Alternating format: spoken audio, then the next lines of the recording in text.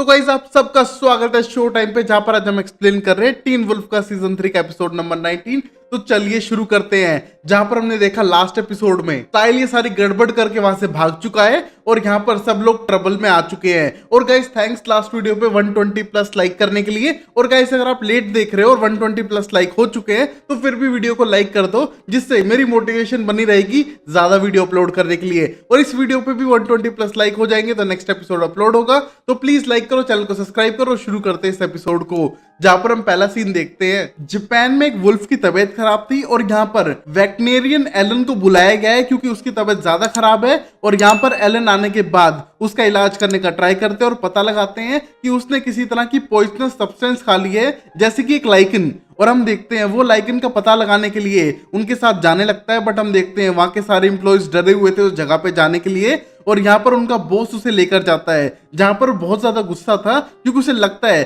कि सब अंधविश्वास पे विश्वास रख के उस जगह पर नहीं जा रहे हैं। और हम देखते हैं वहां जाने के बाद पता लगता है कि ये वही जगह है जहां पर ओनी ने नुगुत्सुने को मारा था। और वहां पर मिस्टर आर्जेंट भी थे बहुत पहले। बट अब ये जगह बिल्कुल बंजर हो चुकी है और यहाँ पर हर जगह पेड़ उगाए हैं। और हम देखते हैं वहां पर जाने के बाद एलन समझ पा रहे थे कि यहाँ पर पहले क्या हुआ था। और जाने के बाद हम देखते हैं उसे विजन्स आने लगते हैं और समझते हैं कि यहाँ पर कभी ना कभी नुगुत्सुने थी।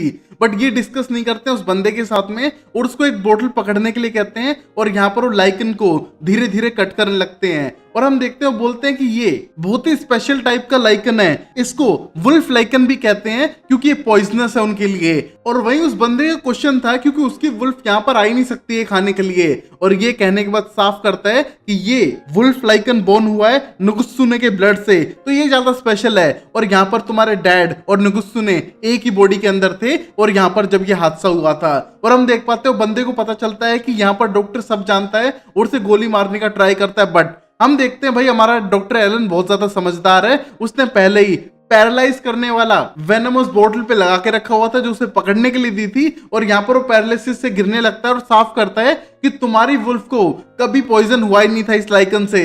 मैंने उसे पैरालिटिक इंजेक्शन दिया था जिसकी मदद से वो पैरालाइज हो सकी। और मुझे तो सिर्फ ये लाइकन चाहिए था जिसके लिए मैं यहाँ पर आया हूँ, क्योंकि मुझे इस लाइकन को यूज करना है एक वुल्फ को बाहर निकालने के लिए और उसे मारने के लिए जो एक बच्चे की बॉडी के अंदर है। और हम देखते हैं यहाँ पर वो स्टाइल की बात कर रहा था जिसके अंदर नुगुत्सुने की इविल स्पिरिट आ चुकी थी। और हम देखते हैं यहाँ से वो जाने की प्लानिंग करता है और जापान तक वो सिर्फ इसलिए आया था क्योंकि वो स्टाइल की मदद करना चाहता है। और वही हम देखते हैं अगला सीन बीकन हिल्स के अंदर, जहां पर कीरा हॉस्पिटल के आगे खड़ी है और वहां पर वायर उसके चारों तरफ घूमने लग रहा है जो फुल ऑन करंट था। हम देखते हैं इस मोमेंट पे यहाँ पर कियोस मच चुका था इस धमाकों के देखते हुए। और हम देख पाते हैं कीरा उसे कंट्रोल करने का ट्राई करती है और यहाँ पर एक कार एक्सीडेंट हो जाता है उसकी वजह से। और वहां पर पूरी जगह पानी पानी फैल चुका है और बिजली की मदद से सब लोगों को इलेक्ट्रिक शॉक लगने लगता है। और यहाँ पर आइसैक पहुंचता है हेल्प करने के लिए और कीरा को समझ नहीं आ रहा है कि वो क्या करे। और हम देखते हैं आइसैक एलिसन की जान बचाने के लिए खुद बिजली के करंट खाने के लिए रेडी था। हम देखते हैं यहाँ पर आइसैक बेहोश हो जाता है जमीन पे गिर के। और यहाँ पर कीरा को लगता है उसे कुछ करना ही पड़ेगा। वो आगे जाके पूरे इलेक्ट्रिसिटी को एब्जॉर्ब कर लेती है और यहाँ पर सब लोगों की जान बचाती है। बट आइसैक की सांसें नहीं चल रही हैं। और ये देख के वहां पर डेरिक आता है और यहाँ पर इमरजेंसी के लिए लेके जाने लगते हैं आइसैक को। और यहाँ पर हम देखते हैं कीरा की मोम आके उसे डांटती है कि तुम्हें सबके सामने नहीं करना था और अब मेरे साथ चलो। और हम देखते हैं ये सारी बातें स्कॉट मेमोराइज करने का ट्राई कर रहे हैं क्योंकि इन बातों को अब 2 दिन हो चुके हैं और यहाँ पर 2 दिन से स्टाइल गायब है। और अब यही हम देखते हैं स्कॉट को समझ नहीं आ रहा है कि क्या करे। उसे लगता है स्टाइल के डैड को सब कुछ सच बता देना चाहिए नुगुत्सुने के बारे में। और यहाँ पर स्कॉट अपनी मॉम से बात करता है और चला जाता है हॉस्पिटल आइसैक का हालचाल पूछने के लिए, जहां पर एलिसन पहले से वहीं पर थी जो पूरी रात से उसी का वेट कर रही थी। बट हम देखते हैं अंदर नहीं जाने दिया जा रहा है एलिसन को क्योंकि वो फैमिली नहीं है। और हम देखते हैं ये सुनने के बाद मलिशा साफ करती है कि अगर उसकी फैमिली नहीं है तो हम तो है उसकी फैमिली और मेरे पास वैसे भी कार्ड है। और हम देखते हैं हॉस्पिटल का कार्ड यूज करते हुए उसको देखने के लिए वहां पर अंदर जाती है, जहां पर हम देखते हैं उसकी हालत बहुत बुरी थी और वो होश में भी नहीं था। और ये देखने के बाद यहाँ पर स्कॉट उसका पेन एब्जॉर्ब करने का ट्राई करता है। बट हम देखते हैं स्कॉट एक लिमिट तक ही उसका पेन एब्जॉर्ब कर पाता है क्योंकि उसका पेन बहुत ज्यादा था। और वही हम देखते हैं एलिसन ब्लेम करती है स्टाइल को इन सब चीजों के लिए। बट तभी साफ करता है कोर्ट की उसकी गलती नहीं है, ये इविल स्पिरिट जो स्टाइल के अंदर है वो ये सब करने लग रही है और हमें उसे रोकना होगा। और यहाँ पर एलिसन बोलती है कैसे रोकोगे। और तभी स्कॉट साफ करता है कि वो एक प्लान पे काम कर रहा है और यहाँ पर जाके मिलता है कीरा से। हम देखते हैं कीरा उसको साफ करती है कि जितने भी किस्सुने ये फॉक्स होती हैं ये बहुत ज्यादा ट्रिक्स्टर होती हैं और इन्हें ये नहीं पता राइट क्या है रॉन्ग क्या है, बट नुगुत्सुने तो इविल है इतना तो पता ही है और नुगुत्सुने बहुत जल्दी ऑफेंड हो जाती है और ये सब इविल चीजें वो कर रही है, मतलब किसी ने उसे ऑफेंड किया है और तुम अगर उसे ऑफेंड करोगे तो बहुत ज्यादा इविल और नेगेटिव वे में रिएक्ट करेगी। और यहाँ पर उनके डाउट थे कि किसी ने कुछ इविल किया है जिसकी वजह से नुगुत्सुने इतना बुरा कर रही है लोगों के साथ में, और यहाँ पर दोनों बहुत ज्यादा टेंस थे। और वहीं पर स्कूल में हम देख पाते हैं कोच को जो सब टीम मेंबर्स को बताते हैं कि यहाँ पर कोई भी स्टाइल से मिले तो प्लीज उसे बताना, 2 दिन से वो गायब है और उसे ढूंढना जरूरी है। और यहाँ पर हर कोई बंदा एक लेटर लिखेगा आइजैक के नाम पे कि वो जल्दी ठीक हो जाए। और यहाँ पर डैनी सबसे आगे बढ़ता है लेटर लिखने के लिए, बट तभी कोच साफ करते हैं कि पीजी लेटर लिखना जो मैं भी पढ़ सकूं और कुछ वल्गर नहीं होना चाहिए। सारे स्टूडेंट को लेके जाता है एक रन के लिए जहां पर सब लोग रेडी थे। और वहीं पर पुलिस स्टेशन के अंदर शेरिफ बहुत ज्यादा टेंस्ड है और उनके पास स्टाइल का मैसेज था कि वो कुछ दिनों के लिए गायब रहेगा और उसका पीछा करने की जरूरत नहीं है। और यहाँ पर बहुत ज्यादा इमोशनल होने लग रहे थे और उनके पास एक पैकेज आता है जहां पर टॉर्च और बैटरीज थी। हम देखते हैं उनका एम्प्लॉय, क्योंकि टाउन में पावर शॉर्टेज की प्रॉब्लम चल रही है तो ये होना जरूरी है और ये लेकर आया था डिप्टी पैरिस। हम देखते हैं यहाँ पर ये नया एम्प्लॉय है और यहाँ पर ये लेके आ चुका है बॉक्सेस को, बट तभी हम देखते हैं वहां पर मिस्टर मैकॉल आ चुके थे और पूछने लगते हैं शेरिफ से याकुजा ग्रुप के बारे में और उनकी क्या दुश्मनी थी कटाशी से। और हम देखते हैं शेरिफ साफ करते हैं कि तो जानते भी नहीं है, बट उन्हें सिर्फ इतना पता है ये एक जापानीज माफिया का ग्रुप है और यहाँ पर शायद कोई बड़ी गड़बड़ कर चुका है ये याकुजा ग्रुप, जहां पर लास्ट टाइम मिस्टर आर्जेंट उनके पास गए थे। और हम देखते हैं स्कूल के अंदर लिडिया जाने लगती है अपनी क्लास के लिए, बट देख पाती है कि यहाँ पर पीटर आ चुका है और उसकी मॉम से बात कर रहा है। और ये देख के लिडिया उनके पास जाती है, तब तक पीटर वहां से जा चुका था और पीटर के बारे में पूछने लगती है, बट उसकी मॉम बोलती है ऐसे बात कर रहा था हेल्थ डिपार्टमेंट से था। और हम देखते हैं लिडिया को तो पता है कैसा हेल्थ डिपार्टमेंट से पीटर, वो एक नंबर का झूठा फ्रॉड और एक साइकोपैथ है।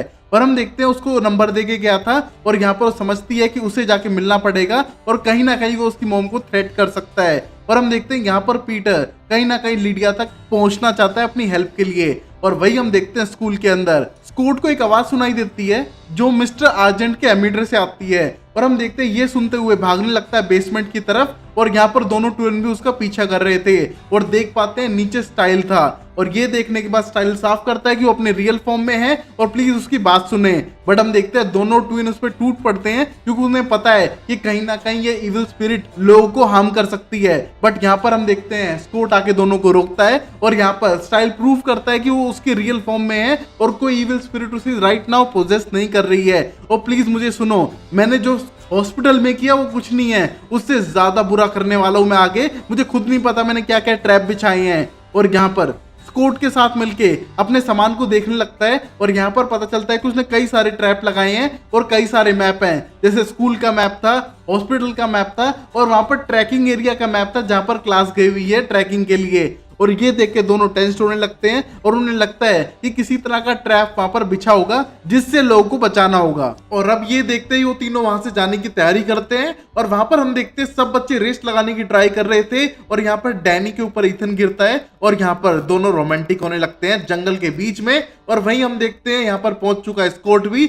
जो कीरा को रोकता है और यहाँ पर कीरा फुल स्पीड में भाग रही थी और बोलता है यहाँ पर ट्रैप्स है, हमको ध्यान से करना होगा। बट हम देखते हैं स्टाइल वहां पर अपनी कार लेके आता है और सबको रोकने के लिए कहता है। जहां पर सबसे ज्यादा गुस्सा है उनके कोच कि इतने दिन से स्टाइल कहाँ था, सब लोग उसे ढूंढने लग रहे थे, वो कहां पर था। बट हम देखते हैं स्टाइल साफ करता है कि अभी उनको हेल्प करनी पड़ेगी उनकी, कि किसी भी बच्चे को ज्यादा दूर जाने के लिए ना कहे क्योंकि यहाँ पर ट्रैप्स हैं। और हम देखते ट्रैप ढूंढने लगता है और उसे एक भी ट्रैप नहीं मिलता और ये देख के कोच को लगता है शायद इसका दिमाग खराब हो चुका है। और हम देखते कोच आगे बढ़ने की कोशिश करता है, बट तभी उनका पैर ट्रैप के ऊपर था और उन्हें एक सीधी तीर आके लगती है और वो जमीन पे गिर जाते हैं। और हम देखते हैं ये हाल देख के सब लोग डरने लगते हैं और यहाँ पर स्कूट उनके पास आता है और उनका पेन एब्जॉर्ब करने का ट्राई करता है क्योंकि कोच वैसे तो बहुत स्ट्रांग बनते हैं बट बच्चों की तरह रोने लग रहे थे, यहाँ पर चिल्लाने लग रहे थे और घबरा चुके थे और बेहोश तक हो जाते हैं। और हम देखते हैं ये देखने के बाद एम्बुलेंस वहां पर पहुंच चुकी है हेल्प के लिए और यहाँ पर पहुंच चुके हैं स्टाइल्स के डैड, जिसको देख के स्टाइल बहुत ज्यादा टेंस्ड है क्योंकि अब शायद उसको गाली तो पक्का पड़ने वाली है उसके डैड से।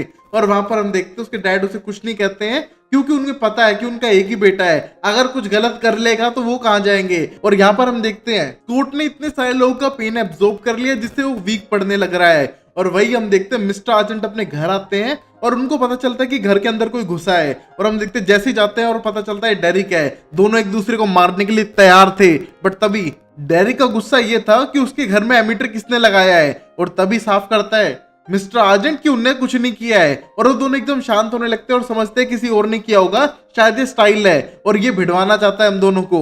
और हम देख पाते हैं कि उनके घर में एक बॉक्स था जिसके अंदर $1.5 लाख थे। और ये देखने के बाद मिस्टर आर्जेंट बोलता है ये डिब्बा तो हम लाए नहीं थे योकोजा के पास से, और ये यहाँ पर कैसे आ गया है। और तभी हम देखते हैं वहां पर पुलिस पहुंच चुकी थी इन्वेस्टिगेशन करने के लिए। और यहाँ पर मिस्टर मकोल बोलते हैं कि तुम्हारे ऊपर इल्जाम है कटाशी को मारने का और उससे पैसे लेने का। और हम देख पाते हैं दोनों को पुलिस गिरफ्तार करके ले जाती है। और ये कहीं ना कहीं स्टाइल की ही प्लानिंग थी। भाई स्टाइल के पास इतनी बुद्धि है कि ये हर एक को मैनेज कर पा रहा है, बट ये सारी चीजें उससे करवा रही है वो इविल नुगुत्सु ने। अब वही हम देखते हैं एलिसन के साथ लिडिया पहुंच चुकी है मिलने के लिए पीटर को, जहां पर हम देखते हैं एलिसन नहीं चाहती है पीटर से मिलना, बट तभी वो लिडिया को अकेले जाना नहीं देना चाहती है। और लिडिया को जानना जरूरी है वरना वो उसकी फैमिली को भी हार्म कर सकता है, कोई भरोसा नहीं है उसका।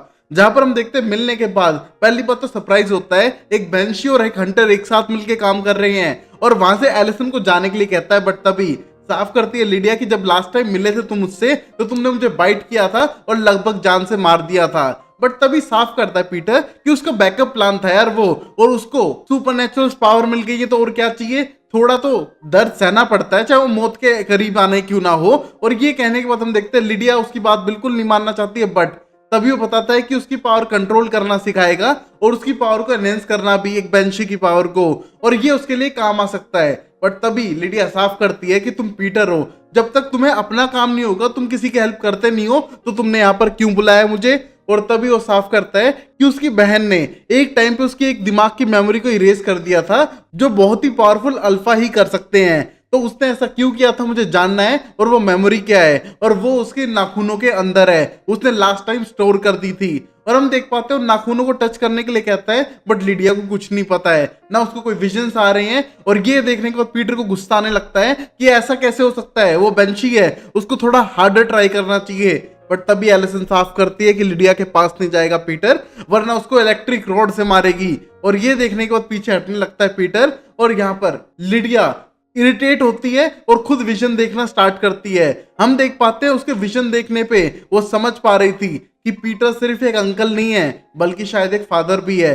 और ये देख के पीटर खुश होने लगता है और बोलता है तुम और बताओ इसके बारे में, तुम्हें क्या पता है, लड़का है लड़की कौन है और मेरा बच्चा कौन है। बट हम देखते हैं लिडिया साफ करती है उसे कुछ नहीं पता है, इतना पता है कोई हाइब्रिड मिक्स विक्स कुछ है, बट उसको उससे ज्यादा नहीं पता है। बट हम देखते हैं पीटर एग्रेसिव होने लगता है, और ये देख के एलिसन उसे इलेक्ट्रिक शॉक देके लिडिया के साथ वहां से चली जाती है। और हम देखते हैं कार में बैठने के बाद दोनों डिस्कस करने लगते हैं और फोटो मैच करके पता चलता है मलिया जो कायोटी उन्हें जंगल में से मिली थी वो कोई और नहीं बल्कि पीटर की ही बेटी है, और ये बात किसी को पता नहीं है। और अब वही हम देखते हैं स्कॉट को पता चलता है शायद स्टाइल्स के कोई और प्लान भी है, क्योंकि उसके बैग से और सामान निकलता है और पता चलता है शायद एक और बॉम्ब है। हम देख पाते हैं बस के अंदर इन्वेस्टिगेट करने पता चलता है एक डिब्बा तो है बट उसके अंदर बॉम्ब नहीं था। सब लोग टेंस्ड होने लगते हैं कि अगर बॉम्ब यहाँ नहीं है तो कहाँ हो सकता है, क्योंकि उस बॉक्स के अंदर निकला था एक टैग जो शेरिफ का था और समझता है शेरिफ की बॉम्ब यहाँ नहीं है बल्कि उनके ऑफिस के अंदर है। और ये देख के सब लोग डरने लगते हैं। और वही हम देखते हैं कीरा की मॉम को जो स्कूल में आ चुकी हैं और अपने हस्बैंड से मिलकर एक बुक निकालती है, और हम देखते हैं कीरा चुपके चुपके ये सब देखने लग रही थी और पता लगाती है कि उसकी मॉम के पास छोटे चाकू जैसी शेप के कुछ हैं जिन्हें वो अपनी टेल बता रही है। हम देखते हैं उनमें से 5 पहले वो वेस्ट कर चुकी थी और यहाँ पर 2 और करने के लिए रेडी है जिनके अंदर से ओनी नाम के मॉन्स्टर निकलते हैं, और ये कर रही थी सबकी सेफ्टी के लिए। और यहाँ पर उसने और बीस्ट को भी बुला लिया था जो पहले से ज्यादा स्ट्रॉन्ग होंगे और इस निगुत्सुने को खत्म कर देंगे।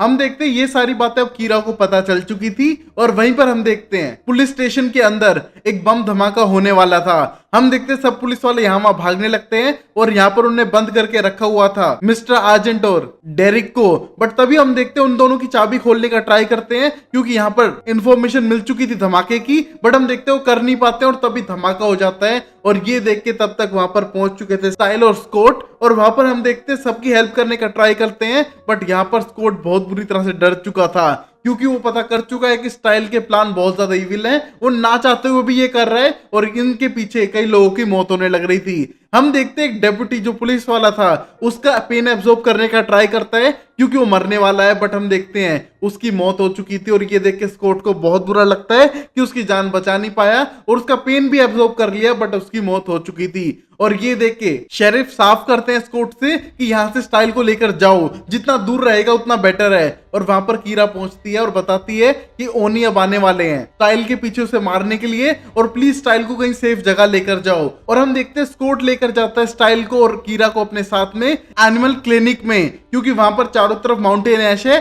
और शायद ओनी से वो कुछ टाइम तक बच सकते हैं। हम देखते हैं जैसे वो वहां पर पहुंचते हैं वहां पर ओनी आ चुके थे और गेट खोलने की कोशिश करता है स्टाइल, और यहाँ पर लड़ने की कोशिश करते हैं कीरा और स्कॉट, बट हम देखते हैं स्कॉट को तलवार मारते हैं और यहाँ पर कीरा उनको दूर फेंकती है और तब तक स्टाइल गेट खोलता है और अंदर चले जाते हैं। बट हम देखते हैं इस टाइम पे स्कॉट के पेट में तलवार गड़ी हुई है और ये देख के कीरा उसे निकालने का ट्राई करती है, बट तभी वहां पर स्टाइल आगे बढ़ता है, सर पटक कर मारता है कीरा का और उसे बेहोश कर देता है और पता चलता है कि ये निगित्सुने हैं। और हम देखते हैं उसकी तलवार को उसके पेट के अंदर घुमाने लगता है और बोलता है कि सुबह से तू सिर्फ पेन एब्जॉर्ब कर रहा है, मुझे वो सारा पेन चाहिए। हम देखते हो सारा पेन एब्जॉर्ब करता है जो उसने आइसेक से लिया था, उनके कोच से लिया था, उस मरते हुए डिप्टी से लिया था, और तीनों का पेन एब्जॉर्ब करने के बाद और ज्यादा पावरफुल होने लगता है और साफ करता है कि फोक्स पे उसे कभी यकीन नहीं करना चाहिए क्योंकि फोक्स ट्रिक करती है जैसे मैंने किया।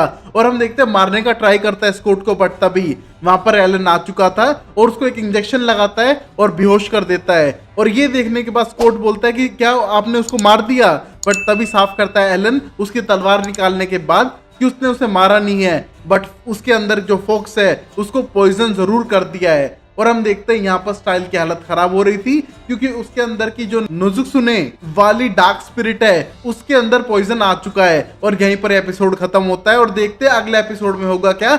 हम देखते हैं नेक्स्ट मोमेंट में स्टाइल जाने लगता है अपने डैड के साथ में एक पागल खाने के अंदर, क्योंकि वो कुछ टाइम वहां पर रुकना चाहता है क्योंकि उसे लगता है कि अगर वो अपने दोस्तों के पास रहेगा तो कहीं ना कहीं उन्हें हार्म कर सकता है। बट हम देख पाते हैं स्कॉट वहां पर आ चुका था उसे रोकने के लिए और वहां पर वो साफ करता है कि हम आर्जेंट्स की हेल्प लेंगे। वो किसी लोगों से बात करने की ट्राई भी कर रहे हैं और यहाँ पर उनका वेटनेरियन डॉक्टर भी हेल्प लेने का ट्राई कर रहा है, तो प्लीज तू वहां पर मत जाओ, मैं तुम्हारी हेल्प नहीं कर पाऊंगा।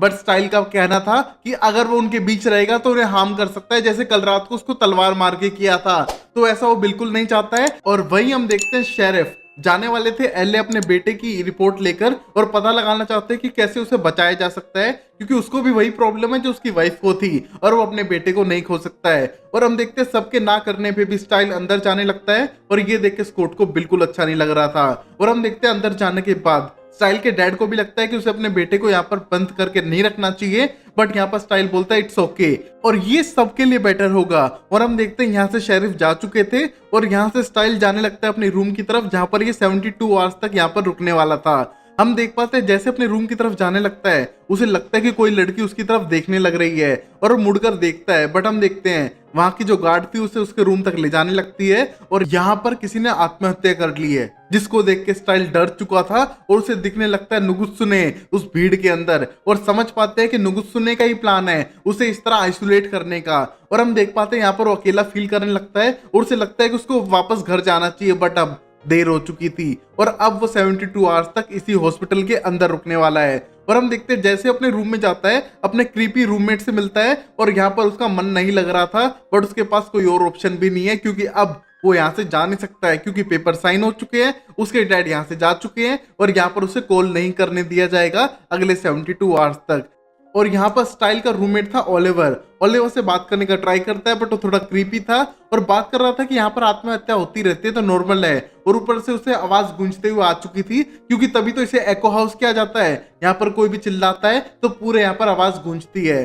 और ये देख के स्टाइल को घर जाना था और उसका मन नहीं लग रहा है और पूरी रात जगा रहा था। हम देख पाते हैं सुबह उठने के बाद ओलिवर पूछने लगता है कि तुम पूरी रात जगे रहे हो, और तभी पता चलता है कि हमारे प्यारे स्टाइल्स को अपने तकिए के बगैर नींद भी नहीं आती है। और हम देखते हैं बाहर वॉक करते हुए दोनों जाने लगते हैं और वहां पर हम देख पाते हैं एक लड़की फोन पे बात करने लग रही है और कह रही है कि इन्हें पूरी स्टोरी का पता होना चाहिए, इन्हें पता होना चाहिए असली में हुआ क्या था, और शायद एक तो मेरे पीछे ही खड़ा है। और हम देखते हैं स्टाइल पीछे खड़ा था और सोचने लगता है कि शायद ये कुछ जानती है, और हम देख पाते हैं वहां से वो चली जाती है और पता चलता है उस लड़की का नाम मेरिडिथ था और वो पागल थी। हम देख पाते हैं तभी स्टाइल्स को दिखाई देती है मलिया और उसको देख के खुश हो जाता है और बोलता है मलिया तुम, और हम देखते हैं मलिया उसके पास आती है, उसे मुक्का मारती है और ये देख के मलिया को गार्ड्स पकड़ने लगते हैं और स्टाइल को भी जमीन पे गिरा देते हैं कि यहाँ पर लड़ाई शुरू ना हो जाए। और स्टाइल टेंस्ड है कि मलिया को देख के खुश होना चाहिए बट इसने मुक्का क्यों मारा है। हम देख पाते हैं स्टाइल जैसे नीचे गिरता है वहां पर टाइल्स के बीच में से देख पा रहा था जमीन के अंदर का बेसमेंट,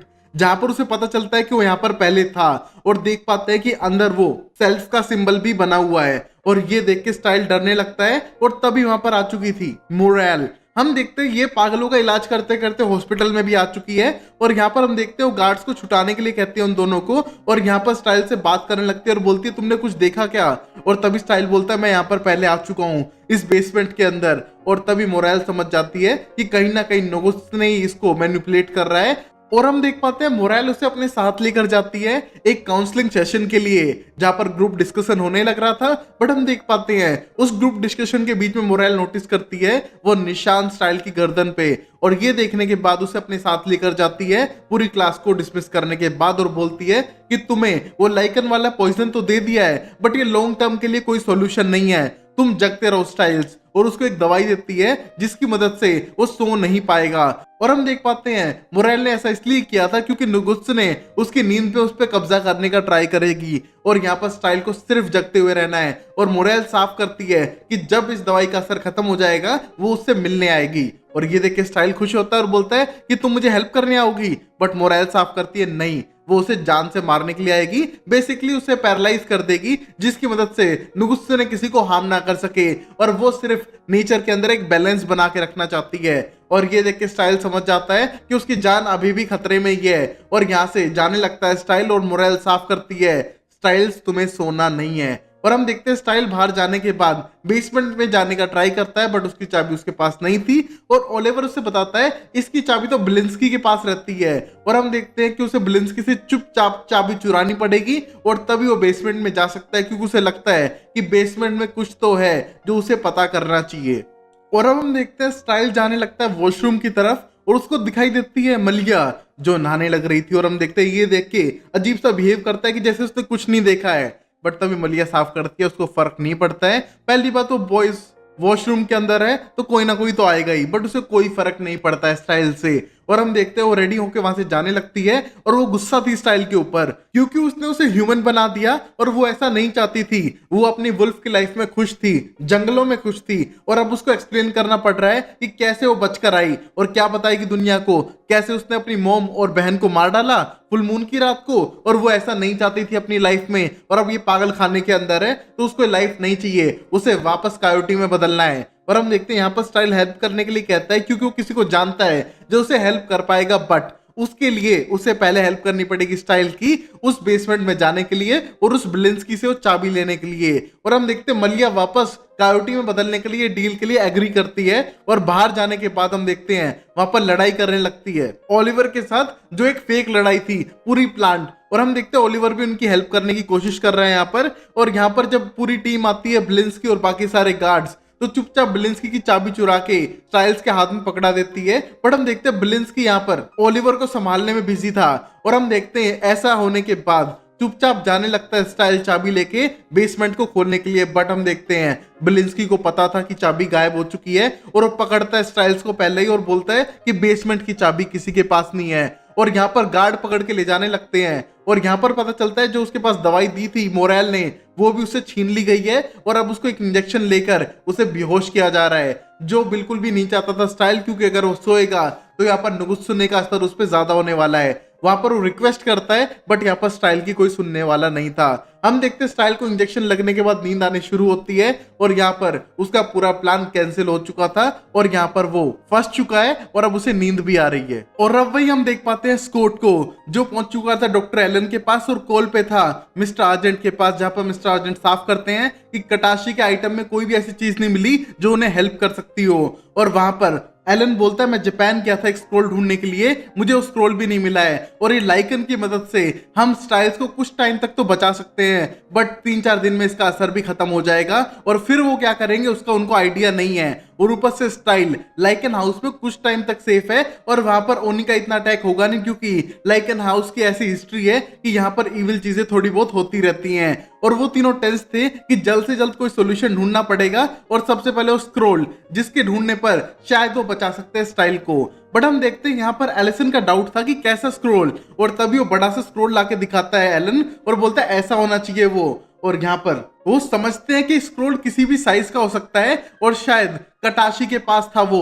और हम देखते हैं कटाशी ने अपनी सिल्वर फेक फिंगर के अंदर छुपा के रखा हुआ था अपनी जान बचाने के लिए। और हम देखते हैं वो अब उसको ढूंढने के लिए जाते हैं जो गायब थी उस लोकेशन से। और वही हमें पता चलता है कि अभी मिस्टर आर्जेंट जेल से फोन कर रहे थे और वापस आने के बाद बात करने लगते हैं डेरिक से, जहां पर डेरिक अपनी हियरिंग पावर यूज करते हुए सुनने की कोशिश करता है कि जितने भी एविडेंस हैं इस केस से जुड़े उनको यहाँ से लेकर जा रहे हैं। अब इन पुलिस वालों को कोई काम नहीं है उनसे। और ऊपर से स्टाइल स्टिलिंस्की के डैड एक दिन का ऑफ लेके बाहर गए हैं। और ये सुनने के बाद दोनों टेंस्ड होने लगते हैं कि अब उनको कोई हेल्प करने वाला नहीं है। पिछली बार तो जैक्सन के मामले में वो लकी थे कि कोई पकड़ा नहीं गया और सब कुछ स्मूथली हो चुका था, बट इस बार हालात बुरे हैं और यहाँ पर नुकुत्सुने बहुत ज्यादा स्ट्रॉन्ग है। बट तभी मिस्टर आर्जेंट बोलते हैं तुम्हें पता है बिजर्कर्स के बारे में, जो जर्मेनिक वॉरियर्स होते हैं जो भालू की खाल पहन के लड़ने के लिए आ जाते हैं। और तभी बोलता है डायरेक्ट हाँ मुझे पता है उनके बारे में, वो साइको हो जाते हैं। और तभी मिस्टर आर्जेंट एक किस्सा बताने लगते हैं उनके बारे में कि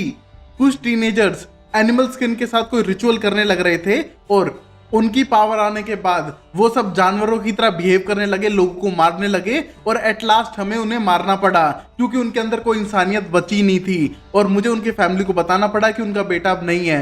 मुझे मारते समय 1% का भी गिल्ट नहीं हुआ, जो करना था मैंने कर दिया। बट मुझे लगता है स्टाइल्स को मैं ऐसे ही नहीं मार सकता हूँ, बट उस नगुस्ने को मारना मेरी जिम्मेदारी होगी। और हम देखते हैं यहाँ पर रेडी थे मिस्टर आर्जेंट मारने के लिए उस नगुस्ने को। और अब वही हम देख पाते हैं एलिसन को जो पूरा प्लान करती है कि उनको सारे एविडेंस को निकालना पड़ेगा। और यहाँ पर पूरी टीम रेडी थी, यहाँ पर स्कॉट लेके आ चुका है ट्विन को और यहाँ पर लिडिया प्लान को एग्जीक्यूट करने लगती है कि हमको सबकी जान बचानी पड़ेगी। हमको जो एविडेंस वहां से मूव हो रहे हैं उनको चुराना होगा और उसमें से वो सिल्वर फिंगर को भी लेके आना होगा क्योंकि उसके अंदर स्क्रोल है। हमको मिलके प्लान करना पड़ेगा जहां पर हमें किसी को हार्म नहीं करना है, सिर्फ एक एक्सीडेंट दिखा के उनको डिस्ट्रैक्ट करना है और पीछे से स्कॉट जाके लेकर आ जाएगा उस फिंगर को। हमको और कोई ड्रामा क्रिएट नहीं करना है क्योंकि यहाँ पर मेरे फादर की भी जान खतरे में है और ऊपर से स्टाइल भी अब मर सकता है, तो हम दोनों की जान बचा लेंगे एक ही प्लान से। और हम देख पाते हैं ट्विन तो सिर्फ अटैक करना चाहते हैं, बट यहाँ पर लिडिया साफ करती है कि हमें अटैक नहीं करना है, हमें सिर्फ प्रूफ लेकर आने हैं। और यहाँ पर वो रात को प्लान बनाते हैं और यहाँ पर स्कॉट रात को निकलने की प्लानिंग ही करता है। बट तभी वहां पर आ चुकी थी कीरा, जहां पर हम देखते हैं कीरा बोलती है कि वो भी हेल्प करना चाहती है क्योंकि उसे लगता है कि कहीं ना कहीं उसकी माँ की भी इसमें गलती है। बट हम देखते हैं स्कॉट बोलते हैं इसमें उनकी कोई गलती नहीं है और तुम हार्म ही हो जाओगी क्योंकि जो भी हमको हेल्प करने का ट्राई करता है हर बार कहीं ना कहीं हर्ट होता ही है। बट तभी कीरा साफ करती है कि उसने बहुत जल्दी तलवारबाजी सीख ली है, पता नहीं कैसे, और वो तलवार घुमा के दिखाती है और उसकी तलवारबाजी देखकर साफ करता है स्कॉट की वो भी टीम में इन है और वो भी हमारे साथ आ सकती है। और अब ये निकलेंगे उस पुलिस कार के अंदर चोरी करने के लिए। और वही हम देखते हैं मिस्टर आर्जेंट से मिलने के लिए कोई आया था पुलिस स्टेशन में और ये वही दादी जी हैं जिनने डेरिक और पीटर को पकड़ के रखा था और पीटर की उंगली तक काट दी थी और बिजली के झटके दिए थे। और ये किसी तरह की हंटर ग्रुप की मेंबर हैं। हम देखते हैं यहाँ पर ये मिलने के लिए आई हैं मिस्टर आर्जेंट से और यहाँ पर मिस्टर आर्जेंट उनसे मिलना नहीं चाहते हैं। यहाँ पर हम देखते हो साफ करती है कि हमको अपने कोड से चलना चाहिए और तुम मिस्टर आर्जेंट आजकल कहाँ रहते हो, ना हंटर कम्युनिटी में हो। और तभी साफ करता है जब से उसकी वाइफ मरी है जिसने खुद को मार लिया है बेसिकली, वो इसके बाद इन सब कम्युनिटी में रहना नहीं चाहता है। और वहां पर अगर वो जिंदा होती तो शायद अपनी बेटी की देखभाल तो करती। बट हम देखते हैं हंटर अपने कोड से कभी नहीं मुंह करते हैं। उनको मरना जरूरी था, वरना वो एक वेयरवुल्फ में टर्न हो जाती, जो बिल्कुल भी पॉसिबल नहीं है उनकी कम्युनिटी के लिए। तो उसकी वाइफ ने जो किया ठीक है, बट हम देखते हैं इस बात से मिस्टर अर्जेंट बिल्कुल भी एग्री नहीं करते हैं और वो मिलना ही नहीं चाहते थे इनसे। और वही हम अगले सीन में देख पाते हैं, प्लान एग्जीक्यूट हो चुका है। हम देखते हैं कि सब लोग वेट कर रहे हैं गाड़ी के चलने का, बट हम देख पाते हैं गाड़ी पे अटैक पहले ही कर दिया है उस वेयरवुल्फ ने, जो किनकेड है। हम देखते हैं उसने अटैक करके दोनों को बेहोश कर दिया है, बट वो यहाँ पर उसी सिल्वर फिंगर के लिए आया है। बट हम देखते हैं जब तक वो चुराने लगता है तब तक वहां पहुंच चुका था स्कॉट, और वहां पर एलिसन ने भी अपना बो एंड एरो रेडी करके रखा था और साफ करता है स्कॉट कि तुम्हें $1.5 लाख देंगे, हमको वो चाहिए। बट हम देखते हो साफ करता है कि उसके लिए इसको 3 मिलियन मिलने वाले हैं, तो ये $1.5 लाख का क्या करेगा। और यहाँ पर हम देखते हैं अटैक शुरू होता है, क्योंकि अब उनको एक ही फिंगर चाहिए और दोनों पार्टी बिल्कुल भी एग्री नहीं कर रही हैं। और हम देखते हैं यहाँ पर स्कॉट कितना भी पावरफुल हो, बट वो इतना पावरफुल नहीं था जितना ये किनकेड है। हम देखते हैं पटक पटक के मारता है तीनों को, जहां पर कीरा भी थी। हम देख पाते हैं साफ करता है किनकेड कि तुम आंखों से तो अल्फा हो, बट पावर कहाँ है तुम्हारी। बट तभी हम देखते हैं ट्विन आ चुके थे और वो बोलते हैं कि हमारे पास पावर है, और हम देखते हैं पटक पटक के मार लगते हैं किनकेड को, और लास्ट में उससे वो सिल्वर फिंगर ले लेते हैं। और यहाँ पर ट्विन उसको जान से मारना चाहते थे, बट यहाँ पर साफ मना करता है स्कॉट कि वो यहाँ पर किसी की जान लेने नहीं बल्कि किसी की जान बचाने आए हैं, तो इसको नहीं मारेंगे। बट ट्विन साफ करते हैं ऐसे खतरनाक को जिंदा छोड़ना ठीक नहीं रहेगा। बट तभी स्कॉट साफ करता है, मुझे नहीं लगता, जब तक किसी की जान बचाई जा सके प्लीज बचानी चाहिए। और ये सुनने के बाद किनकेड भी शांत होने की कोशिश करता है, और यहाँ से वो छोटा सा स्क्रोल जो सिल्वर फिंगर के अंदर था वो लेके यहाँ से चले जाते हैं। और हम देखते हैं अगले सीन में स्टाइल को अभी भी नाइटमेयर आ रही है क्योंकि वो सोने लग रहा है, और यहाँ पर नुगुत्सुने उसे डराने की कोशिश करता है और बोलता है मुझे अपने अंदर आने दो। और हम देख पाते हैं यहाँ पर मलिया आके उसे उठाती है, और उसने लॉक तोड़ दिया था और उसके पास प्लान है बेसमेंट में जाने का। एक रास्ता है जिसमें से लेके जाती है स्टाइल को बेसमेंट के अंदर, और जाने के बाद हम देखते हैं स्टाइल को समझ नहीं आ रहा है, बट उसे पता है कि सबूत यहीं पर है। तभी हम देखते हैं यहाँ वहां जाने का ट्राई करता है, उस सिंबल को भी देखता है और बुक्स को पढ़ पढ़ के जो वहां पर पुराने एक्सपेरिमेंट्स की पड़ी थी पता लगाने का ट्राई करता है कि इस हॉस्पिटल में बहुत भयानक भयानक एक्सपेरिमेंट्स हुए हैं इंसानों के साथ में, और इसी वजह से वो बेसमेंट में किसी को आने नहीं देते हैं। और हम देखते हैं यहाँ पर अपना मलिया से वो निशान दिखवाने का ट्राई करता है जो लाइकन का था, और अगर वो निशान गायब हो चुका है तो मतलब नुगुत्सुने उस पर कभी भी कब्जा कर सकता है, और वहां पर लगभग निशान गायब होने ही वाला था। और ये देख के टेंस होने लगता है, और यहाँ पर मलिया और वो इंटीमेट होने लगते हैं। तो गाइस दुनिया खत्म हो रही है, स्टाइल मर रहा है, बट इनको इंटीमेट होना जरूरी है। हम देखते हैं मलिया की फर्स्ट किस थी, और वो कुछ ज्यादा ही इन्वॉल्व हो जाते हैं, क्योंकि किस करने के बाद वैसे भी ये रुकने वाले थे नहीं। और हम देखते हैं जब ये इंटीमेट होने लगते हैं तभी मलिया के दिमाग में एक बात आती है, शायद वो सिंबल के पीछे कुछ हो सकता है, इसलिए वो सिंबल था। और हम देखते हैं उस सिंबल को तोड़ के वहां से एक बॉडी निकालते हैं जो मम्मीफाई हो चुकी थी, और तभी उसको देखते ही बोलता है स्टाइल्स कि यही है नुगुत्सुने की रियल बॉडी।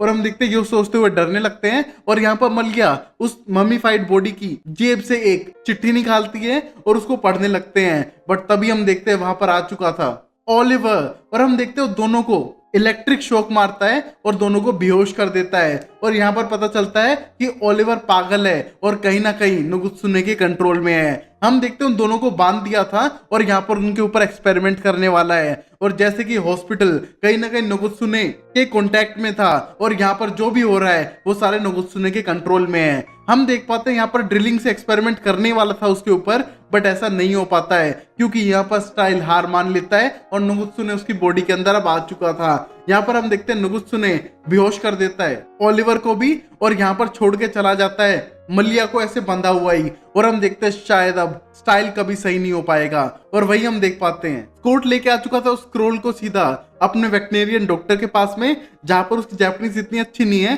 बट उसने इतना बता दिया है कि इसमें कुछ ज्यादा खास नहीं दिया हुआ है, बट इतना कह सकता हूँ कि अगर स्टाइल्स को बचाना है तो उसके अंदर की बॉडी को चेंज करना पड़ेगा। और ये सुनते स्कॉट बोलता है कि मुझे मेरे दोस्त स्टाइल्स को वेयरवुल्फ में कन्वर्ट करना पड़ेगा, तभी शायद वो बच सकता है, और उनके पास और कोई अभी प्लान है नहीं। और वहीं हम देखते हैं अगले दिन मलिया अब घर जाने के लिए तैयार थी। हम देखते जब वो जाने लगती है, मोरेल उससे मिलती है और बताती है मुझे पता है तुम स्कॉट मैकॉल को ढूंढ रही हो और मुझे पता है वो कहाँ पर है, और उसका एड्रेस देती है और यहाँ से मलिया जा रही थी। और हम देखते हैं मलिया बहुत ज्यादा खुश है क्योंकि उसे वापस कायोटी में बदलना है और ये सब ह्यूमन लाइफ छोड़ के जाना है। तो यहीं पर एपिसोड खत्म होता है जहाँ पर बहुत सारे क्वेश्चन है, अब स्टाइल क्या करने वाला है और यहाँ से अगर वो भाग गया तो किस किस को मारेगा। यहाँ पर अपने टीचर से तो बदला ले लिया उसको टॉर्चर करने का, और हम देखते हैं और किस किस के साथ ये सब करने वाला है अगले एपिसोड में। और गाइस अब स्टोरी आगे बढ़ चुकी है जहां पर स्टाइल पूरी तरह से नुकुत्सुने के कब्जे में आ चुका है और वॉइड बन चुका है, और हम देखते हैं कैसे स्कॉट टैकल करेगा इन सब सिचुएशन को और अपने दोस्त को बचाएगा इस एपिसोड में। और गाइस प्लीज वीडियो को लाइक करना, चैनल को करना सब्सक्राइब, और 120 प्लस लाइक के बाद नेक्स्ट वीडियो अपलोड होगी। और गाइस आप बहुत जल्दी टारगेट कंप्लीट कर रहे हो, मुझे बनाने का टाइम नहीं मिल रहा video. Thanks a lot subscribe करने के लिए और दोस्तों के साथ शेयर करने के लिए भी। आपके सपोर्ट की मदद से ही मैं और अमेजिंग सीरीज पे वर्क कर पाऊंगा। तो हर वीडियो पे लाइक करते आना और शुरू करते इस वीडियो को जहां पर हमने देखा एक फ्लैशबैक का सीन जो था 1943 का, जहां पर दो अमेरिकन सोल्जर्स लेके जाने लग रहे थे कई सारी लाशों को अपने साथ में और वहां पर उन्हें जलाने वाले थे। बट हम देख पाते हैं यहाँ पर वही पट्टी वाला आदमी खड़ा हो जाता है जो नुकुत्सुने है और उन दोनों पे अटैक कर देता है और उन दोनों को मार डालता है, और बहुत ही बुरी तरीके से, क्योंकि उसके अंदर वो इविल नुकुत्सुने वाली आत्मा थी जो सिर्फ तबाही मचाती है। और अब हम देखते हैं प्रेजेंट टाइम में यहाँ पर कीरा के डैड अपनी स्टडीज करने लग रहे थे और वहां पर आ चुका है स्टाइल्स। हम देखते हैं ये वॉइड है ना कि स्टाइल्स, और यहाँ पर वो बोलता है कि मुझे चाहिए कित्सुने की वो टेल। और हम देखते हैं ये कहने की बात साफ करता है कीरा के डैड कि उसे कुछ नहीं पता इन सब के बारे में, तुम्हें अगर जापानीज मिथ पढ़ने हैं तो लाइब्रेरी में जाके पढ़ो। बट तभी वो साफ करता है कि उसे सब पता है, कि कीरा के डैड को इन सब चीजों के बारे में पता है और वो चाहता है वो फिजिकल रिप्रेजेंटेशन उसकी टेल की, वो चाकू डैगर जो भी वो चीज है उसे चाहिए। उसे पता है आखिरी एक बच रहा है जो सबसे ज्यादा पावरफुल ओनी को रिलीज कर सकता है और उसे वो चाहिए। और हम देखते हैं यहाँ पर कीरा का डैड भागने का ट्राई भी करता है, बट तब तक एक मक्खी उनको चोक करने लगती है जो वॉइड के कंट्रोल में थी। और हम देखते हैं ये सब जानबूझ के करने लग रहा है वॉइड, क्योंकि उसे लोगों को तड़पाने में मजा आता है। और यहाँ पर हम देखते हैं चोक करने लगता है कीरा का डैड और कुछ भी नहीं कर पाता है यहाँ पर। और वही हम देखते हैं कीरा को जो अभी स्कॉट के साथ में थी, और यहाँ पर स्कॉट मलिया से मिल चुका है और वो तलवार फोटो ले चुका है जो मलिया ने उस डेड बॉडी के पास से ली थी। और हम देख पाते हैं वो दीवार में से ली हुई थी और सारी इंफॉर्मेशन मिल चुकी है स्कॉट को, और पता चला है कि स्टाइल हॉस्पिटल से भाग चुका है। तो शायद खतरा बढ़ चुका है सब लोगों के लिए, और यहाँ पर स्टाइल अपने ऊपर से काबू खो चुका है, तो वो वॉइड बन चुका है पूरी तरीके से। और हम देख पाते हैं इस तलवार और फोटो को देखकर लगता है कि शायद ये कीरा की दादी हैं और यहाँ पर उनकी एंसेस्ट्री की बात की जा रही है। और ये देखकर दोनों कंफ्यूज थे और वहां पर फोन आता कीरा के डैड का जहां पर उनकी जान खतरे में है। और यहाँ पर कीरा पहुंचती है स्कॉट के साथ सीधा स्कूल में, और ये संडे का दिन है जहां पर उसके डैड एक्स्ट्रा स्टडी के लिए स्कूल में गए हुए थे। हम देखते हैं वहां पर पहुंचने के बाद कीरा की मॉम भी वहां पर आ चुकी थी और कीरा को मैजिक मशरूम लाने के लिए कहा था, जहां पर मैजिक मशरूम से उसके डैड की तबीयत सही होने लगती है और वो मक्खी बाहर आ चुकी थी। और हम देखते हैं ये देख के स्कॉट बोलता है स्टाइल ने ये सब किया है, और तभी कीरा की मॉम साफ करती है हाँ ये सब स्टाइल ने किया है, और जब से वो बाहर निकला था मैंने कैकेन जो मेरी रिप्रेजेंटेशन है मेरी टेल की, उसको मैंने अपने पास संभाल के रखा हुआ है क्योंकि वो उसके पीछे जरूर आएगा, मुझे पता था। और हम देखते सब लोग टेंस्ड होने लगते हैं, और वहीं पर कीरा अपनी मॉम से साफ करते हैं कि उन्हें अब सब कुछ सच बता देना चाहिए और प्लीज सब कुछ साफ साफ बताए। और यहाँ पर स्कॉट वो फोटो दिखाता है जिसको देख के बहुत ज्यादा हैरान थी कीरा की मॉम, और उस फोटो को देख के कीरा बोलती है ये शायद ग्रैंडमा थी, बट तभी साफ करती है कीरा की मॉम कि वो खुद थी 1943 में। और ये सुन के स्कॉट बोलता फिर तो आप 90 प्लस की होंगी ना, और तभी कीरा की मॉम साफ करती हैं और 90 प्लस नहीं 900 प्लस ईयर्स की हैं, और वो यहाँ पर ओल्ड क्रीक कैंप के अंदर थी जब 1943 में लड़ाई छिड़ चुकी थी अमेरिका जापान के बीच में, उनको इस कंसंट्रेशन कैंप में रखा गया था।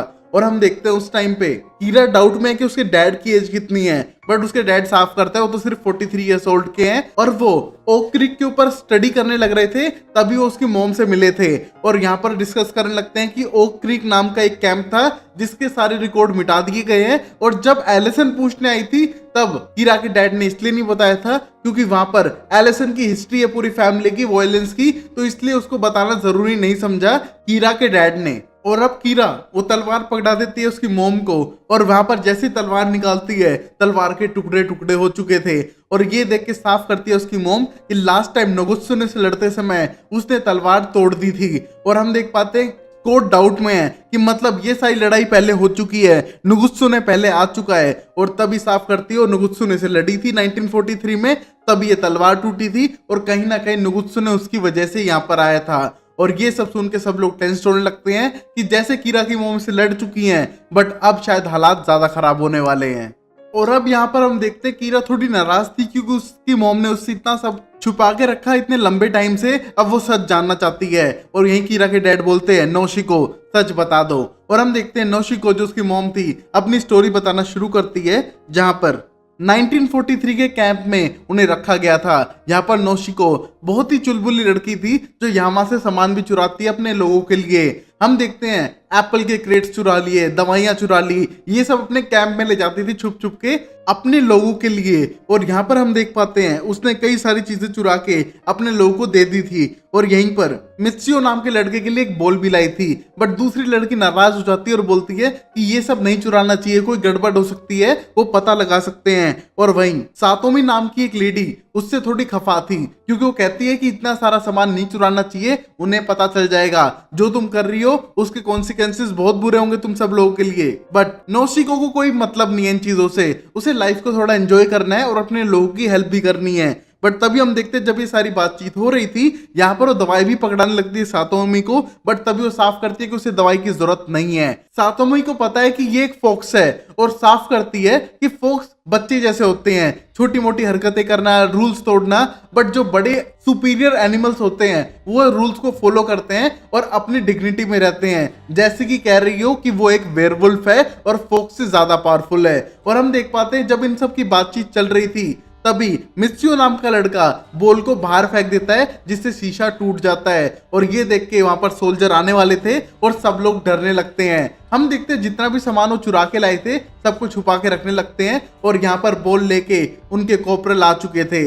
हम देखते हैं यहाँ पर तलाशी शुरू करते हैं बट कॉर्पोरल बोलते हैं कल सुबह तलाशी होगी। और यहाँ पर ये कैदी नहीं है बल्कि रिलोकेशन कैंप के अंदर है, तो इनकी तलाशी अभी नहीं सुबह होगी। और हम देखते हैं दो सोल्जर्स यहाँ पर तंग करना चाहते थे इन लोगों को, बट कॉर्पोरल कहीं ना कहीं इनके लिए सॉफ्ट हार्टेड है। हम देखते हैं वापस भेज देता है सोल्जर्स को और बोल उसी बच्चे को दे के वहां से चला जाता है। और ये देख के नोशिको कहीं ना कहीं खुश थी, बट तभी सातोमी साफ करती है कि कहीं ना कहीं जो तुमने गड़बड़ की है उसका तुम्हें भुगतान भरना पड़ेगा नोशिको, तुम इस तरह हर चीज को इतने इजी में नहीं ले सकती हो। और गाइस मैं इतने सारे जापानीज नेम ले रहा हूं तो आप बताइए एनिमे सीरीज एक्सप्लेन हो जाए? एक सीरीज एक्सप्लेन करने वाला हूं जल्दी, तो उसके लिए वीडियो को लाइक करना, दोस्तों के साथ शेयर करना और चैनल को करना सब्सक्राइब, जिससे कि मैं आपके लिए एक एनिमे सीरीज ला सकूं जल्दी इस चैनल पे। और अब हम देखते हैं नोशिको को जो सीधा रीस नाम की कॉर्पोरल के पास जाती है जो उनकी चेकिंग करने आया था।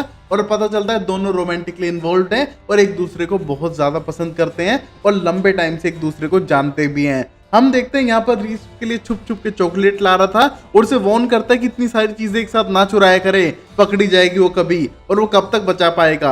और हम देखते हैं दोनों रोमांटिकली इन्वॉल्व होने लगते हैं और ये स्टोरी बताने लग रही थी नोशिको अपनी बेटी कीरा को। और हम देखते हैं कीरा साफ करती है, उसे ये सब नहीं सुनना है, उसे टाइम वेस्ट नहीं करना, उसको डायरेक्ट स्टोरी सुनाए। और यहाँ पर स्कोट साफ करता है कि आप कहीं ना कहीं हमारा टाइम वेस्ट करा रही है जिससे कि रात हो जाए और यहाँ पर ओनी आ गए मेरे दोस्त को मार दें। और साफ करते हैं कीरा के डैड तुम्हारा दोस्त टाइल्स तो मरने वाला है, प्लीज उससे होप छोड़ दो, वो निगुत्सुने बन चुका है, अब वो तुम्हारा दोस्त नहीं है और प्लीज इस बात को मानो।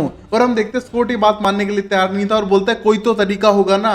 और यहाँ पर साफ करती है कीरा की मोम कि ऐसा नहीं हो सकता है और आगे की तुम स्टोरी सुनोगे आगे क्या हुआ था, उसके बाद तो तुम अपने दोस्त कहो या तुम्हारा भाई जैसे दोस्त कहो उसको खुद ही मार दोगे। और हम देखते हैं आगे स्टोरी कंटिन्यू करती है जहां पर नोशिको टाइम बिताने लग रही थी रीस के साथ में। हम देखते हैं एक दूसरे के साथ टाइम स्पेंड कर रहे हैं क्योंकि रीस नॉर्थ अफ्रीका जाने वाला है कुछ टाइम में और यहाँ पर दोनों टाइम स्पेंड कर रहे थे। और तभी उन्हें एक आवाज सुनाई देती है डॉक्टर की, जहां पर डॉक्टर काले बाजार में उन दवाइयों को बेचने लग रहा था। और ये सुनते हुए उसको गुस्सा आने लगता है और यहाँ पर बताते हुए नोशिको के हाथ में वो तलवार का टुकड़ा लग जाता है और खून निकलने लगता है। ये देख के कीरा को टेंशन होने लगती है, बट तभी हम देखते हैं घाव अपने आप हील हो चुके थे। और ये देख के साफ करती है नोशिको कीरा तुम कभी बीमार नहीं पड़ती हो, तुमने कभी नोटिस किया हम कभी बीमार नहीं पड़ते हैं, जुकाम तक नहीं होता है हमें। और तभी स्टोरी को कंटिन्यू करती है जहां पर मित्सुयो नाम का बच्चा निमोनिया से मर रहा था और बाकी लोगों को भी निमोनिया की दिक्कत हो रही थी उस कैंप में। और यहाँ पर डॉक्टर ने साफ कर दिया था कि मेडिसिन नहीं है, बट तभी नौसिको बोलती है रीस से कि दवाइयां थी, उसने चुराई नहीं इस बार दवाइयां, बट उसने वो दवाइयां रखी हुई देखी थी। और हम देखते हैं रीस को समझ आता है कि ये सारी दवाइयों को यहाँ से ले जाकर काले बाजार में बेच रहे हैं और यहाँ पर लोग मर रहे हैं। और हम देखते हैं यहाँ पर मिस्टियो की डेथ हो चुकी थी और वो बच्चा जो बॉल से खेल रहा था, वही हम देखते हैं सबकी तबीयत ही खराब है। और हम देखते हैं यहाँ पर रिवोल्ट स्टार्ट हो चुका है, वो चाहते हैं मेडिसिन और आजादी। और हम देखते हैं यहाँ के लोग तबाही मचाना शुरू करते हैं और यहाँ पर वो मारना चाहते थे डॉक्टर को और उसको उसका सबक सिखाना चाहते थे। बट हम देखते हैं यहाँ पर गार्ड्स ये नहीं चाहते थे कि वो डॉक्टर को मारे और यहाँ पर एक गार्ड मारने लगता है सातोमी को। हम देखते हैं सातोमी को गुस्सा आने लगता है और पता चलता है कि वो एक वेयरवुल्फ थी और उसको एंगर इश्यूज थे, इसलिए वो हमेशा शांत रहने का ट्राई करती थी। हम देखते हैं वो सीधा उस बोतल को जो बॉम्ब की तरह यूज की जा सकती है उसे फेंक के मारती है रीस पे और उसको जिंदा जला देती है। हम देखते हैं तबाही मच चुकी थी क्योंकि लोग इंसाफ चाहते थे और यहाँ पर सातोमी भी कंट्रोल नहीं कर पाती है और यहाँ पर रीस पूरी तरह से जल चुका था। और यहाँ पर सारे गार्ड्स फायर करना स्टार्ट करते हैं और यहाँ पर इन लोगों को मारना शुरू करते हैं, जहां पर नौशिको को भी 3-4 गोली लग चुकी थी और सब लोग ढेर हो चुके हैं इस टाइम तक। और हम देखते हैं ये सिर्फ एक डॉक्टर की जान बचाने के लिए किया गया था जो गुनहगार था। और यहाँ पर सारे सोल्जर चेक करते हैं जो जो लोग मर चुके हैं उन सबको वहां से ले जाने का, जिससे कि किसी भी बड़े ऑफिशियल को पता ना चले इस हादसे के बारे में। और यहाँ पर नौशिको बोलती है कि उसकी इतनी हालत खराब थी कि वो लगभग मरने वाली थी और उसकी हार्ट बीट भी बहुत ज्यादा स्लो हो चुकी थी, बट वो जिंदा थी। बट यहाँ पर गार्ड्स उसे मरा हुआ समझ के उठाकर जलाने के लिए ले जा रहे थे। और वहीं पर सबसे ज्यादा बुरी हालत थी रीस की, क्योंकि पूरी तरह से जल चुका था और जलने की वजह से तड़प तड़प के उसकी मौत हो चुकी थी। और यहाँ पर डॉक्टर को बचाने के लिए सब लोगों को जिनको इस हादसे के बारे में पता था उन्हें भी मार दिया गया था और वहां से ले जा रहे थे। हम देखते हैं यहाँ पर नौशिको की बॉडी के साइड में ही रीस की बॉडी थी, जहां पर लास्ट टाइम वो एक साथ थे।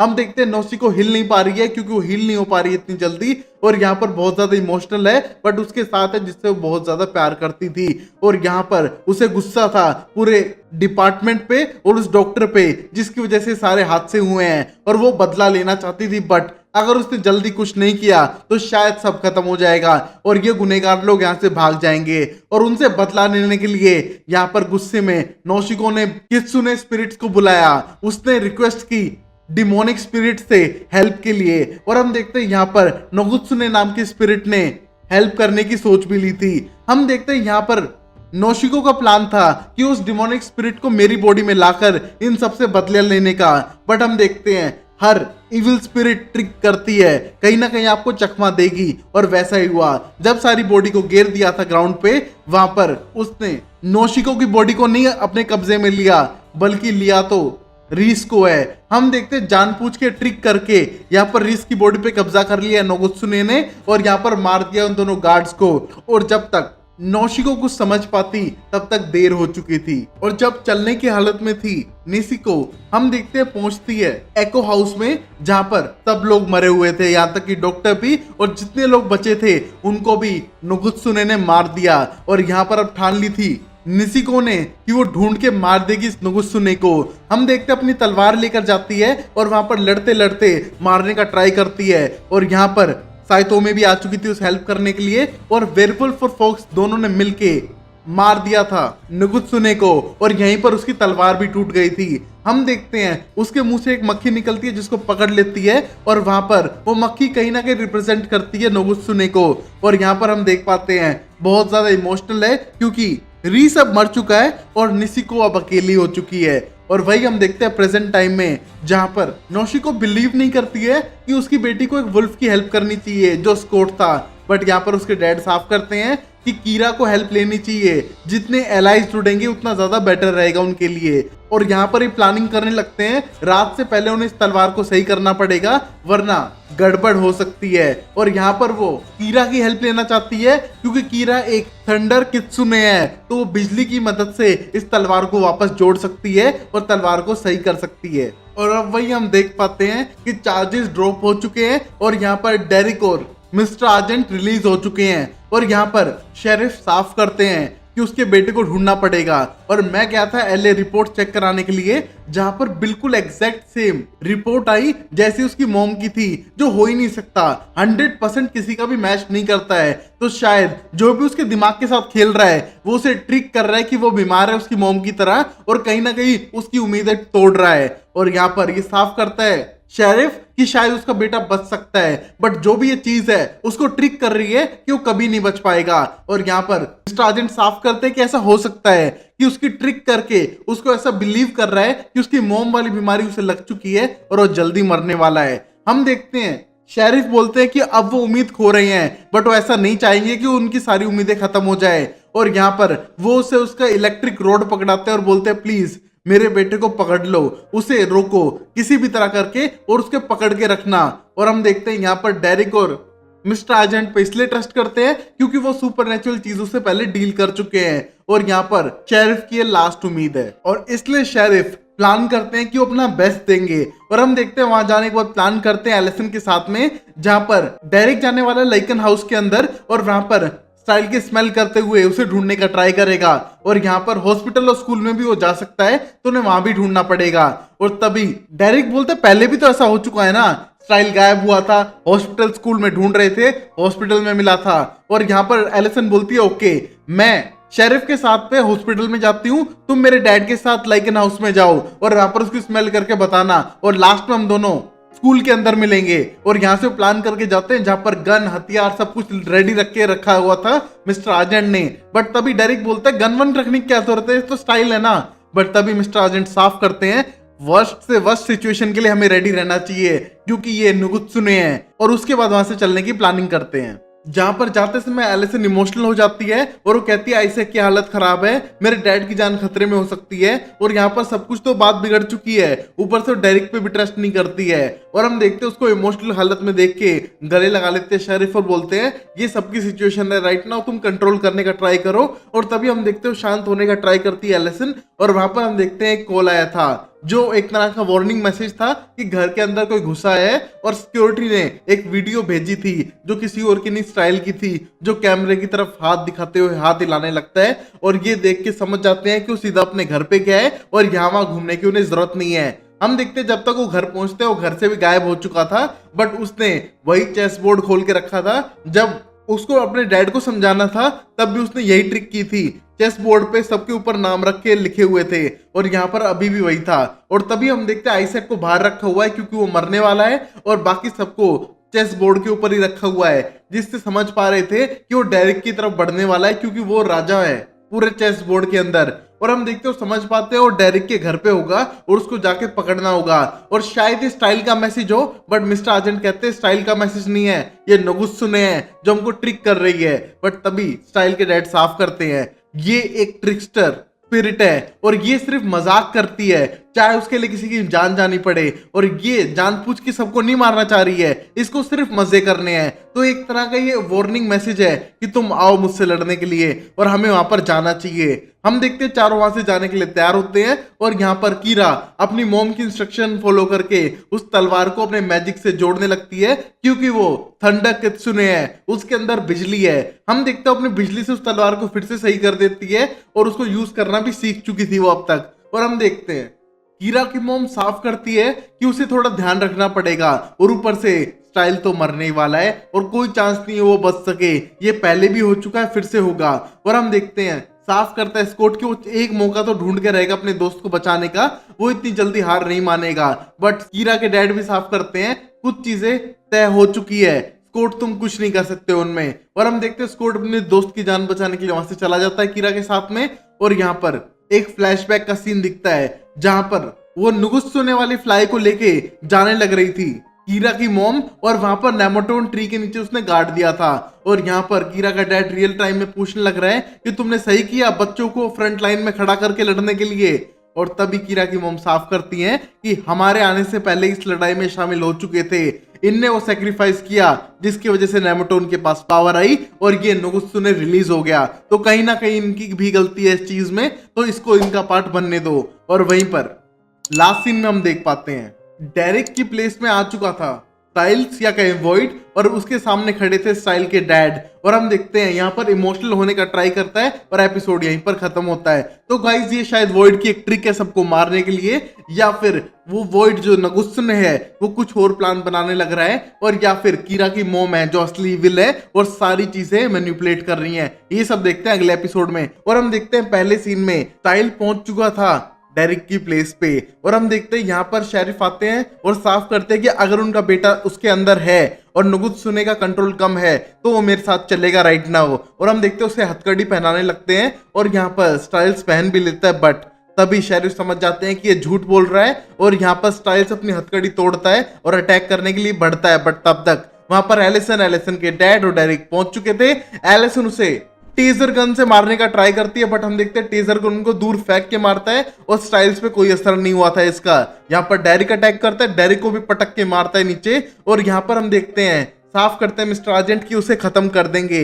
बट शेरिफ नहीं चाहते हैं कि उसके बेटे पे कोई भी गोली चलाए, और वो मिस्टर आर्जेंट की तरफ गोली तान के रखते हैं और बोलते हैं मेरे बेटे पे गोली मत चलाना, जो भी उसके अंदर है हम उसको निकाल सकते हैं और मेरे बेटे को सेक्रीफाइस होने की जरूरत नहीं है।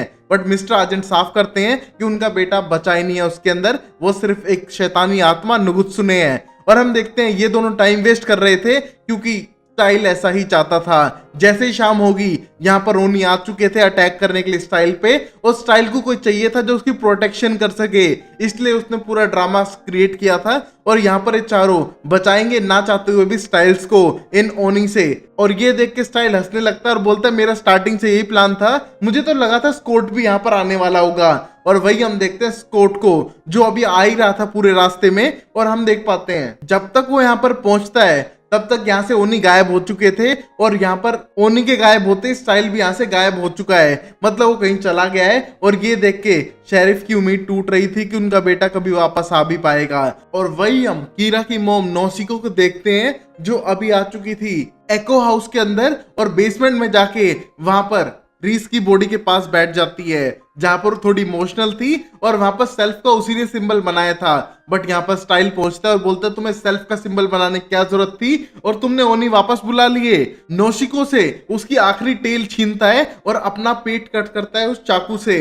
हम देखते हैं इस चाकू को तोड़ के वो ओनी भी रिलीज कर सकता था, बट उसने अपना पेट कट किया। और हम देखते हैं साफ करता है स्टाइल्स जो नगुत्सुने हैं कि अब तो तबाही आने वाली है, और हम देखते हैं उसके कटे हुए पेट से मक्खियां निकलने लगती हैं, और जिसकी वजह से नौशिको भी पीछे हटने की कोशिश करती है, और यहाँ पर स्टाइल गायब हो चुका था। और ये मक्खियां हर जगह उड़ते हुए जाने लगती हैं, जैसे कि हॉस्पिटल में आइसैक के पास, और हम देखते हैं आइसैक की स्किन के अंदर जा चुकी थी ये मक्खी, और हम देखते हैं कहीं ना कहीं बहुत ही ज्यादा डिस्कस्टिंग था ये। और वही हम देखते हैं स्कॉट अपने घर पे लेके आ चुका है कीरा को, और वहां पर अपने बेड पे उसे सुला देता है और बोलता है कि मैं तो चेयर पे भी सो जाऊंगा। तो गाइस लॉजिक बनता है कि कीरा अपने घर नहीं जा सकती थी, या फिर चलो अपने घर नहीं गई तो उसकी स्कॉट की मॉम के रूम में सो सकती थी, बट नहीं, इन दोनों को रूम शेयर करना है एक दूसरे के सामने। जहां पर कीरा साफ करती है कि तुम सोफे पे सोते अच्छे लगोगे, तुम भी बेड शेयर कर लो, और यहाँ पर दोनों रोमांटिक होने लगते हैं। और हम देखते हैं गाइस कोई मर रहा हो कुछ भी हो रहा हो, बट यहाँ पर रोमांस हमेशा चालू है। हम देख पाते हैं दोनों करीब आने लगते हैं, और यहाँ भी मक्खी आने का ट्राई करती है, बट यहाँ पर सब कुछ बंद है, और ऊपर से पूरे घर के चारों तरफ माउंटेन ऐश है, तो शायद ये अंदर नहीं आ सकती है। और वही हम देखते हैं अगले सीन में डेरिक प्लान करता है समझने का उस चेस गेम को, बट यहाँ पर उसके अंकल पीटर आ चुके थे और बोलते हैं कि क्या गेम लगा के रखा हुआ है, तुम पहले अपने आप को हील करना स्टार्ट करो, तुम्हारी हीलिंग नहीं हो रही है। और तभी साफ करता है कि ओनी ने कट मारा है, इतनी जल्दी से हील होगा भी नहीं। और यहाँ पर वो समझने का ट्राई करता है क्योंकि स्टाइल ने अपने रूम में ऐसा ही चेस बोर्ड लगा के रखा हुआ था, और मैं समझने का ट्राई करता हूँ। बट तभी साफ करता है पीटर कि पहली बात तो इनके पंगों में पड़ो मत, क्योंकि ये कित्सुने हैं, ये बहुत ही खतरनाक होते हैं, और अगर नोगुत्सुने हो जो डार्क स्पिरिट है वो तो सबसे खतरनाक है, इनके मामलों में आना ही नहीं चाहिए। और ऊपर से मैं साफ करता हूँ कि अगर उसने बॉडी को कब्जा लिया है तो समझ लो वो बहुत ही ज्यादा पावरफुल है, वो तुम्हारे हाथ की चीज है ही नहीं। और हम देखते साफ करते हुए जाता है कि जापान में कोई चेस नहीं खेलता है, और ना ही वो स्पिरिट ह्यूमन रूल्स के साथ खेलने वाली है, और वहां पर जाने लगता है। बट हम देखते हैं डेरिक को लगता है कि कुछ हेल्प कर सकता है बोर्ड, बट वहीं पर हम देखते हैं मक्खी आके डेरिक के घाव के अंदर चली जाती है, और हम देखते हैं ये मक्खी पूरे शहर में फैल चुकी है, अलग अलग जगह जाकर लोगों को इन्फेक्ट कर रही है। जैसे कि नेक्स्ट में पानी के साथ चली जाती है ये ईथन के अंदर, और यहाँ पर ईथन था डैनी के साथ में, और ये कुछ रोमांटिक टाइम बिताने लग रहे हैं एक दूसरे के साथ में। और अब वही हम देखते हैं एलिसन अपने डैड के साथ घर पे आ चुकी थी और वो वेट करती है कि शायद उसके डैड माफी मांगे शेरिफ से, बट वो साफ करते हैं कि वो कुछ गलत नहीं कर रहे थे, वो नुगुत्सुने को मारने का ट्राई कर रहे थे जो जरूरी है। और हम देखते हैं एलिसन इन सब चीजों को छोड़ के अपने रूम की तरफ जाने लगती है और देखती है कि वहां पर बैठा हुआ था आइजैक जो घर पे आ चुका है हॉस्पिटल को छोड़ के, जिसको देख के एलिसन थोड़ी घबराने लगती है, बट आइजैक साफ करता है कि नॉर्मल है और प्लीज इन सब बातों को भूल जाए, उसे रेस्ट करने दे। और यहाँ पर आइजैक अब हील भी हो चुका है। और वहीं पर हम देखते हैं अगले दिन जब उठती है एलिसन तो देखती है कि आइजैक उसका सामान पैक करने लग रहा था और वो साफ करता है कि तुमने तो ये सब चीजें छोड़ दी थी ना, तो इन हथियार का तुम क्या करोगी। और वैसे भी मुझे लगता है हमें ट्विन से बदला लेना चाहिए जो उनने किया है। बट हम देखते हैं साफ करते हैं एलिसन हम ऐसा क्यों सोच रहे हैं, लड़ाई तो हम छोड़ चुके हैं और ऊपर से ट्विन को तो हमने सेकंड चांस दे दिया था ना। बट हम देखते हैं यहाँ पर एलिसन को बांध रखा है और यहाँ से आइजैक चला जाता है उन ट्विन से बदला लेने के लिए। और वही हम देखते हैं एडन जाने लग रहा था लिडिया के साथ में, और यहाँ पर लिडिया गाड़ी को गोल गोल घुमाने लग रही है पूरे रोड्स पे। और ये देख के एडन बोलता है तुम एक ही डायरेक्शन में राइट लेती जा रही हो, तुम जाना कहाँ चाहती हो। और तभी बोलती है मैं ट्राई कर रही हूँ पर पता नहीं मेरा मन मुझे कहीं डायरेक्शन में जाने के लिए कह रहा है। और यहाँ पर एक ओपन पार्किंग लॉट में आ चुकी थी जहां पर उसे स्टाइल मिलता है। हम देखते हैं स्टाइल को उठाने का ट्राई करती है और यहाँ पर एडन के अंदर भी वो मक्खी जा चुकी थी। और हम देखते हैं यहाँ से वो लेकर आ चुके हैं स्टाइल्स को, और स्टाइल होश में नहीं है, वो बेहोश है। और यहाँ पर लेके आते हैं उसे सीधा स्कॉट के घर पर जहां पर सब लोग वेट कर रहे हैं। और यहाँ पर इसे हॉस्पिटल इसलिए नहीं लेके जाते हैं क्योंकि वो सेफ नहीं रहेगा, पिछली बार हॉस्पिटल से ही भागा था। और यहाँ पर हम देखते हैं उसके होश में आने से पहले यहाँ पर डॉक्टर जो वेटनेरियन डॉक्टर है उसके मुंह में एक सीरम डाल देता है। बट हम देखते हैं यहाँ पर स्टाइल उठता है और जल्दी से गर्दन पकड़ लेता है एडन की, और उसको मजे आ रहे थे उसे तड़पाने में। बट हम देखते हैं तभी उसे पैरालिसिस हो जाता है और पता चलता है कि ये कैनमा वेनम था जो उसको दे दिया है, जिससे उसको पैरालिसिस हो चुका है। और हम देखते हैं इस मोमेंट पे वो साफ करता है कि वो किसी से नहीं डरता है। और ऊपर से एडन ईथन का पेन तो तुम्हें फील होगा ही ना क्योंकि तुम ट्विन हो। और हम देखते हैं उसने प्लान किया था ईथन को तड़पाने का। और तभी एडन इस जगह को छोड़ के अपने भाई के पास जाने की तैयारी करता है। और यहाँ पर सब लोग टेंस्ड होने लग रहे थे और साफ करता है नुगुत्सुने कि वो किसी से नहीं डरेगा और वो सबको तड़पा तड़पा के मार देगा। और हम देखते हैं इस मोमेंट पे उसके मुंह पे टेप लगा देते हैं जिससे कुछ चुप हो सके। बट हम देखते हैं वो बहुत ज्यादा गुस्से में था और कहीं ना कहीं उसकी इंसल्ट हुई है तो उसका एंगर बहुत ज्यादा है। और अब वहीं हम देखते हैं मलिशा को जो बार बार कॉल करने का ट्राई करती है शेरिफ को, उसको ये सारी इन्फॉर्मेशन देने के लिए, बट वहां पर वो मिकॉल के साथ में थे। और यहाँ पर उनका एक इंटरव्यू होने वाला है और अगर इस इंटरव्यू में गड़बड़ हुई तो उनकी नौकरी जा सकती है क्योंकि उन्होंने बहुत सारे अनसोल्ड केस रख रखे थे अब तक जो उनके लिए बिल्कुल भी अच्छा नहीं था। हम देखते हैं यहाँ पर मिकोल हेल्प ही करना चाहता है और यहाँ पर हम देखते हैं पहली बार शेरिफ आगे बैठते हैं इंटरव्यू के लिए और पता चलता है उन्हें बहुत सारे केस सॉल्व नहीं किए जिस वजह से उन्हें यहाँ पर बुलाया गया है। और तभी हम देखते हैं यहाँ पर मिस्टर मकोल उनकी तरफदारी करते हैं जिससे कि उनकी नौकरी बच जाती है और यहाँ पर उनको थैंक्स बोलने का ट्राई करते हैं शेरिफ पहली बार। और वही हम देखते हैं सब लोग शौक थे कि किस तरह स्टाइल इतनी जल्दी हील हो रहा है, बट यहाँ पर फिर भी मलिशा दवाई और पट्टी लगाने लगती है उसके पूरे कटे हुए पेट पे और यहाँ पर स्टाइल होश में आने लगता है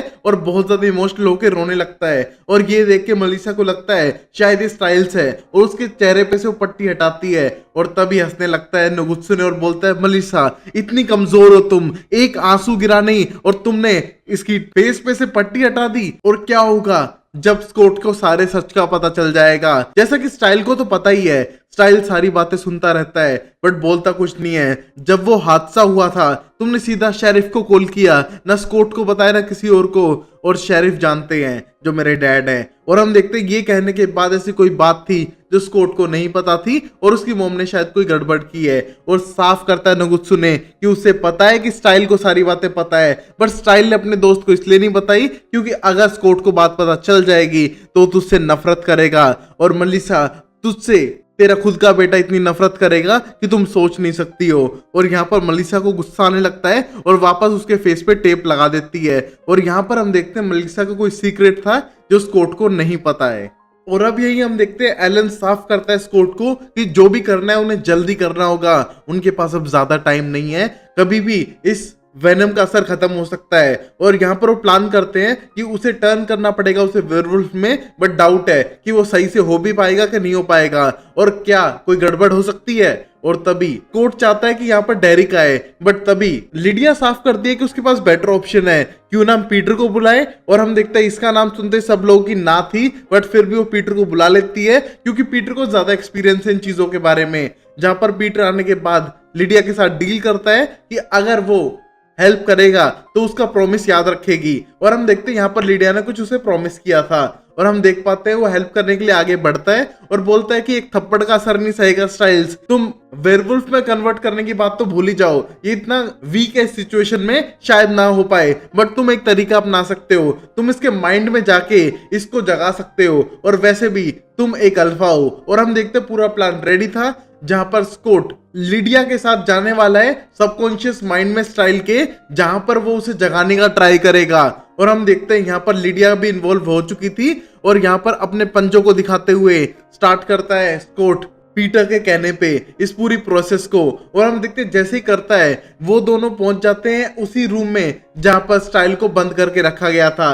और हम देखते हैं यहाँ पर स्कॉट चाहकर भी अपनी रस्सियों को खोल नहीं पा रहा था और हाथ को आजाद नहीं करा पा रहा था, बट लिडिया साफ करती है तुम भूल गए तुम सुपरनेचुरल हो, तुम्हारे पास सुपरनेचुरल स्ट्रेंथ है। और तभी वो अपने स्ट्रेंथ को यूज करते हुए तोड़ता है और बोलता है तो मैं भूल ही गया था। और यहाँ पर हम देखते हैं कि स्टाइल के सबकॉन्शियस माइंड में भी वो बहुत ज्यादा पावरफुल थे, बट नुगुत्सुने इतना आसानी से हार नहीं मानने वाला है। हम देख पाते हैं दोनों को बहुत बड़े नाइटमेयर्स दिखाने लगता है, बट स्कॉट का नाइटमेयर थोड़ा रोमांटिक था, जहां पर हम देख पाते हैं वो एलिसन के साथ उसी क्लोजेट में है और वो कुछ ज्यादा ही करीब आ चुके हैं। बट तभी स्कॉट बोलता है वेट, हम अलग हो चुके थे ना, और ये सब सही नहीं है, और वहां से जाने का ट्राई करता है, बट हम देखते हो एलिसन नहीं है बल्कि सिर्फ एक इल्यूजन है जो उसे वहां पर रोक के रखना चाहती है।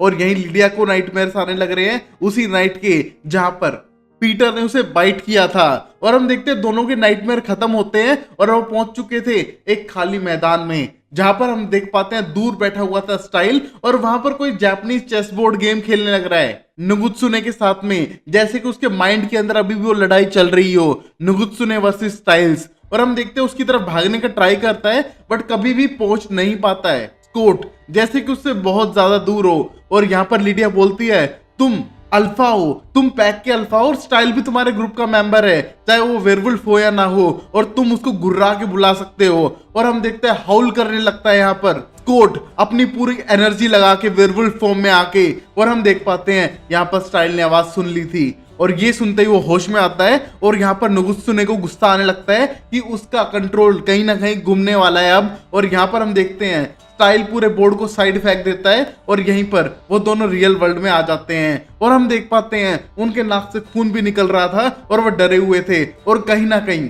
उनने स्टाइल को आजाद कर दिया है नुगुत्सुने की कैद से। और अब वही हम देखते हैं यहाँ पर एडन जाता है सीधा इथन के पास में, और ये दोनों ही मैनिपुलेट हो चुके थे और आपस में लड़ने लगते हैं एग्रेशन की वजह से। और यहाँ पर पहुंचता है आइजैक और दोनों को इलेक्ट्रिक शॉक मार के बेहोश करता है, और यहाँ पर उनको मारने की तैयारी करता है और बोलता है एरिका के लिए, बॉयड के लिए, सबके लिए जो तुमने मारे हैं। और हम देखते हैं वहां पर मारने के लिए आता ही है, बट तब तक वहां पर पहुंच चुकी थी कीरा और उसको रोकने का ट्राई करती है, और एलिसन भी उसमें इसकी हेल्प करती है, और यहाँ पर रोकने की कोशिश करते हैं आइजैक को भी, जो अपने कंट्रोल से बाहर जा चुका था। और हम देखते हैं जब आइजैक वापस अटैक करने के लिए आता है, कीरा और एलिसन अपने आप को ऑफिस में बंद कर लेते हैं, और यहाँ पर दोनों ट्विन मिलके मारने लगते हैं आइजैक को, और आपस में भी लड़ने लगते हैं। और ये देख के एलिसन और कीरा समझ नहीं पाते हैं कि इनके अंदर एग्रेशन क्यों आ रहा है, एक दूसरे को मारने के लिए ये क्यों उतारू हो रखे हैं। और ये सोचते हुए दोनों डरने लगते हैं, और वहां पर भी उनकी लड़ाई शुरू हो चुकी थी। और लड़ाई से याद आता है मिस्टर आर्जेंट, जो अब लड़ाई छोड़ चुके हैं, बट यहाँ पर आ चुका है डेरिक उनसे मिलने के लिए, जो बहुत ही उनको अजीब लगता है। जहाँ पर डेरिक अपनी मॉम के नाखून लेकर आया था और बोलता है कि सिर्फ ये बचा है, तुम्हारी साइकोटिक बहन ने मेरी पूरी फैमिली को खत्म कर दिया और मैं अब तुम्हारी फैमिली को खत्म करूंगा, और मारना शुरू करता है यहाँ पर मिस्टर आर्जेंट को। और कहीं ना कहीं ये नुगुत्सुने के कंट्रोल में थे। हम देख पाते हैं उसे बांध के उस पर पेट्रोल छिड़कने लगता है और बोलता है मैं तुम्हें और तुम्हारी बेटी दोनों को मार डालूंगा, जैसे तुमने हमारी फैमिली को खत्म किया था, और मैं तुम्हारी बेटी का आने का वेट कर रहा हूँ, जैसे ही वो आएगी उसके सामने तुम्हें जला दूंगा। और यहाँ पर मिस्टर आर्जेंट साफ करता है कि मेरी बहन पागल थी, बट तुम्हें पता है मुझे उससे कोई लेना देना नहीं था, और तुम क्या कर रहे हो ये। और हम देखते हैं यहाँ पर सुनने के लिए बिल्कुल भी तैयार नहीं है डेरिक उसकी बातों को। और अब हम देखते हैं शेरिफ बात करते हैं मिस्टर मकोल से, और यहाँ पर वो पूछने लगते हैं कि उसने उसकी नौकरी क्यों बचाई, ऐसी क्या रीजन था। और यहाँ पर मिस्टर मकोल साफ करते हैं कि उसको किसी से कोई पर्सनल दिक्कत नहीं है, और ऊपर से उसने बस ऐसे ही हेल्प कर दी, और इस टाउन में वो रियल रीजन इसलिए आए कि वो अपने बेटे के साथ वापस बॉन्डिंग करना चाहता है, जो उसने गलती की उनको सुधारना चाहता है। और हम देखते हैं यहाँ पर शेरिफ उसे थैंक यू करते हैं उसकी जॉब बचाने के लिए। और वहीं एलिसन के पीछे वो तीनों वेयरवुल्फ आने लग रहे थे, और यहाँ पर एलिसन और कीरा मिलकर लड़ना शुरू करती हैं, और वो किसी को हार्म नहीं करना चाहती इन तीनों में से, बट अपनी प्रोटेक्शन कर रही थी। और यहीं पर हम देखते हैं बांधा हुआ मिस्टर आर्जेंट को, और डेरिक को साफ करता है कि हाँ मैं एक हंटर हूं, बट मैं तुझे हार्म नहीं करना चाहता हूं। और जब हम हंटर होते हैं तो हमारा पहला चैलेंज ही होता है अपने आप को बंधी हुई कुर्सी से आजाद करना। और हम देखते हैं कुर्सी को गिराकर वहां से गन लेके उसे लगभग मारने वाला डेरिक को, और बोलता है डेरिक मुझे मारने पे मजबूर मत करो, मैं तुम्हें मारना नहीं चाहता हूं। और यही हम देखते हैं स्कॉट के घर पे वापस रियल वर्ल्ड में आ चुकी हैं दोनों, और यहाँ पर पीटर पूछने लगता है देखो मैंने हेल्प कर दी है, अब लिडिया मुझे बताओ नाम क्या है। और हम देखते हैं लिडिया की होश नहीं आ रहा है, और यहाँ पर सब लोग देखते हैं लिडिया ने क्या वादा किया था पीटर से, और तभी वो नाम बताती है, मलिया है उसका नाम। और ये देख के पीटर समझ जाता है कि उसकी बेटी और कोई नहीं मलिया ही है, और मलिया वही जिसको ये वेयर कायोटी समझ के बचा कर लाए थे। और तभी हम देख पाते हैं यहाँ पर एलिसन के पास जो तीनों वेयरवुल्फ थे वो बेहोश हो जाते हैं, और उनके नाक से और मुंह से ब्लैक कलर का खून निकलने लग रहा था। और यहीं पर हम देखते हैं डेरिक का भी यही हाल है, वो बेहोश हो जाता है और उसके नाक से ब्लैक कलर का फ्लूइड निकलने लगता है। और ये देख के मिस्टर आर्जेंट समझ नहीं पाते इनके साथ हुआ क्या, बट यहाँ पर उन्होंने गोली तो बिल्कुल नहीं मारी थी। और तभी हम देखते हैं एकदम होश में आता है, और यहाँ पर स्टाइल उल्टी करने लगता है बैंडेजेस की, देसी में कहें तो पट्टियों की उल्टी करने लग रहा था। और ये देख के सब लोग घबराने लगते हैं, और यहाँ पर स्टाइल अजीब सी हरकत करता है, और यहाँ पर इन पट्टियों के ढेर में से एक बंदा निकलता है जो पूरी तरह से बैंडेजेस में लिपटा हुआ था। हम देख पाते हैं ये बाहर आने के बाद सब लोग इससे डरने लगते हैं, और यहाँ पर ये बिल्कुल नुगुत्सुने जैसा लग रहा था। और यहाँ पर स्कॉट और पीटर उसे पकड़ लेते हैं, और तभी वो पट्टी हटाने का ट्राई कर रहा था बंदा, और यहाँ पर स्टाइल पट्टी हटा के देखता है तो ये कोई और नहीं स्टाइल सी है, मतलब दो स्टाइल। और यहाँ पर ये स्टाइल घबराया हुआ है, और उसकी पट्टियां हटाने के बाद उसका पूरा चेहरा दिख पा रहा था। बट हम देखते हैं जब तक इन सबका ध्यान यहाँ पर था, दूसरा स्टाइल जो रूम है वो गायब हो चुका है, और वो लिडिया को लेके यहाँ से जा चुका है। और ये देख के बाहर भागने का ट्राई करता है स्कॉट लिडिया को बचाने के लिए, बट लिडिया की गाड़ी के साथ वो यहाँ से गायब हो चुका था। और यहाँ पर जो स्टाइल है वो डरा हुआ है कि यहाँ पर हुआ क्या है, शायद इनमें से कोई एक स्टाइल रियल है और एक फेक है, कौन से वाला क्या है पता करते हैं अगले एपिसोड में, जहां पर हमने देखा दो में से एक स्टाइल लेके जा चुका है लिडिया को यहाँ से एक तरह का किडनैप करके। और यहाँ पर स्कॉट भी उसे रोक नहीं पाया क्योंकि वो बिजी थे दूसरे स्टाइल पे ध्यान देने पे। और वही हम देखते हैं यहाँ पर आ चुका है एलन स्कूल के अंदर, और यहाँ पर तीनों वुल्फ के मुंह में हाथ डाल के उन मक्खियों को निकालने लग रहा है। और यहाँ पर हम देखते हैं ये सब देख के एलिसन को बहुत ज्यादा डिस्गस्टिंग फील हो रहा है, बट किसी बच्चे के मुंह से कुछ चीज निकालते हैं उस तरह से ये एलन निकालने लग रहा था इन वेयरवुल्फ के मुंह से उन मक्खियों को। और अब एलन साफ करता है कि एक स्टाइल लिडिया को लेके जा चुका है तो गड़बड़ बढ़ चुकी है, और यहाँ पर ये सब जो तुम कर रहे थे वो सिर्फ एक डिस्ट्रैक्शन था उसके मेन प्लान का, और नुगुत्सु नहीं ये सब करने लग रहा है। और यहाँ पर एलिसन पूछती है कौन सा स्टाइल रियल है, कुछ पता है तुम्हें? और ये कहने को एलन बोलता है वो तो पता लगा लेंगे हम, बट अभी हमारी सबसे बड़ी प्रॉब्लम है लिडिया को ढूंढना। और यहाँ पर साफ करते हैं ट्विन कि तुम्हारे सामने से लिडिया को कैसे लेके जा सकता है, और तभी वो साफ करता है कि जमीन के अंदर से कोई इंसान निकल रहा है, वो उसको देखेंगे लिडिया को देखेंगे। उनने ध्यान ही नहीं दिया और वो चुपचाप उसकी गाड़ी के साथ उसे वहां से लेके जा चुका है, अब उसे ढूंढना है, ये इंपॉर्टेंट बात है। और वही हम देखते हैं स्टाइल को जिसको चेक कर रही थी मलिसा, उसकी हार्ट रेट सबको, और जो बिल्कुल नॉर्मल ह्यूमन बीइंग वाली थी। और ये देख के स्टाइल साफ करता है कि वो शायद इंसान ही है और नुगुत्सुने नहीं है। और हम देखते हैं यहाँ पर मलिसा शांत है क्योंकि एक सीक्रेट है उसका जो स्टाइल्स को पता है, और नुगुत्सुने ने रिवील करने का ट्राई भी किया था, और कहीं ना कहीं मलिसा उस बात से टेंस्ड भी है। और वही हम देखते हैं स्कॉट वहां पर आ चुका था, और यहाँ पर स्टाइल्स को एक टेस्ट देना पड़ेगा प्रूव करने के लिए कि वो नुगुत्सुने नहीं है, जहां पर आ चुकी है कीरा की मोम नोशिको। और हम देखते हैं नोशिको लेकर आ चुकी थी अपने ओनी नाम के मॉन्स्टर्स को जो चेक करते हैं स्टाइल्स को, जहां पर सब लोग डरे हुए थे। बट हम देखते हैं स्टाइल बेहोश होता है और पता लगता है कि वो इंसान ही है, और यहाँ पर नुगुत्सुने उससे कनेक्टेड भी नहीं है, बट कहीं ना कहीं ऐसा डाउट होता है कि नुगुत्सुने इससे फिर कांटेक्ट कर सकता है। और ये बात करने के बाद साफ करता है स्टाइल कि कुछ भी हो जाए बट हमें नुगुत्सुने को मारना ही होगा। और ये कहने के बाद नोशिको बोलती है हाँ प्लान तो ऐसा ही है बट अब सुबह होने को है, ओनी गायब हो जाएंगे और हम कल रात को पूरा प्लान एग्जीक्यूट करेंगे। और ये कहने के बाद वहां से जाने लगती है और यहाँ पर स्टाइल वापस आके बहुत ज्यादा खुश था बट यहाँ सब लोग को टेंशन है नुगुत्सुने की। और अब हम अगले सीन में देखते हैं कीरा अपनी मॉम के साथ थी और वहां पर उसको गोमुख गेम खेलने के लिए कहती है जो जापानीज बोर्ड गेम था, और बोलती है कि अगर नुगुत्सुने खेल रहा था तो इसका कोई मतलब है और तुम्हें भी सीखना चाहिए, तुम्हें कुछ ना कुछ पता चलेगा इस गेम से।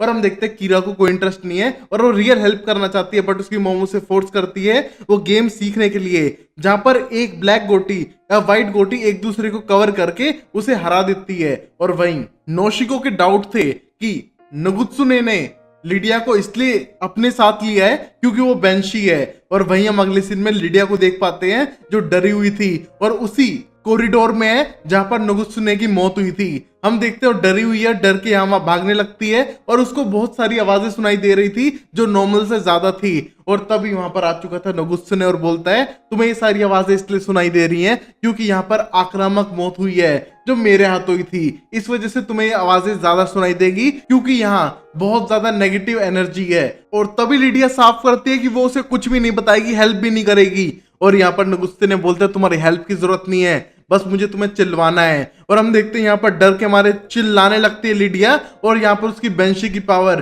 कहीं ना कहीं यूज कर रहा था नुगुत्सुने। और अब वही हम देखते हैं अगले सीन में जहां पर शेरिफ अभी भी वेट कर रहे हैं अपने कैबिन के अंदर और यहाँ पर पेरिस आता है जो उनका एक ड्यूटी था और बोलता है आप घर जा सकते हो, जैसे ही स्टाइल्स की कोई न्यूज मिलेगी मैं बता दूंगा। और ये कहने के बाद बोलता है यार तुम कितने अच्छे हो पेरिस, तुम कितना सब करते हो बट तुमने लास्ट जगह से जॉब क्यों छोड़ी। और तभी पेरिस साफ करता है मुझे लाइफ में शायद कोई नई चेंज चाहिए थे और कहीं ना कहीं मैं इस जगह से अट्रैक्ट हो रहा था, इस वजह से मैंने यहाँ पर जॉब चुन ली। और गाइस अगर कोई बीकन हिल से अट्रैक्ट हो तो मतलब कोई ना कोई गड़बड़ है उस बंदे के साथ में। और यहाँ पर वो जाते ही यहाँ पर आ चुका है स्टाइल अपने डैड के पास में और यहाँ पर उसके डैड अपनी चाबी फाइंड करने का ट्राई कर रहे थे। और तभी स्टाइल बोलता है जरूर आपने अपने मग में रख दी होगी हमेशा की तरह। और ये देख के अपने बेटे के गले लग जाता है और यहाँ पर थैंक्स करता है स्कॉट को उसकी हेल्प करने के लिए और उसे ढूंढ के लाने के लिए। बट हम देखते हैं यहाँ पर अभी लड़ाई खत्म नहीं हुई थी और स्कॉट थोड़ा टेंस्ड है क्योंकि उसे अभी लिडिया को बचाना है। और अब वही हम देखते हैं डेरिक अपने घर वापस जा रहा था और बोलता है मिस्टर आर्जेंट आपने मुझे क्यों नहीं मारा। और तभी साफ करते हैं मिस्टर आर्जेंट कि तुम मेरा अब दुश्मन नहीं हो और मैं तुम्हें क्यों मारूंगा। और तभी डेरिक बोलता है चलो तो उस नुगुत्सुने को पकड़ के मार डालते हैं। बट तभी साफ करते हैं मिस्टर आर्जेंट कि अगर वो ऐसी चीजें कर सकता है जो अभी हमारे साथ हुई तो वो पहले से ज्यादा स्ट्रोंग है और कहीं ना कहीं अब वो हमारे पीछे आएगा, हमें उसके पीछे जाने की कोई जरूरत नहीं है। और यहाँ पर मिस्टर आर्जेंट बाहर जाने के लिए साफ मना करते हैं और डेरिक शायद अपनी प्लेस पे जा रहा है। और वही हम देखते हैं वापस कोर्ट को जिसने लिडिया की पूरी इंफॉर्मेशन बता दी थी शेरिफ को और वो उसे ढूंढने का ट्राई भी कर रहे हैं। बट वहां पर वो बोलते हैं कि उन्हें अब तक उसकी कार नहीं मिली है और हर कोई ढूंढने का ट्राई कर रहा है डिपार्टमेंट के अंदर। और तभी शेरिफ बोलते हैं कि तुम्हें पता चला था नुगुत्सुने की स्टोरी के बारे में। और यहाँ पर बोलता है हाँ मुझे बताया था नोशिको ने कि कैसे 70 साल पहले सेम चीज हो चुकी है।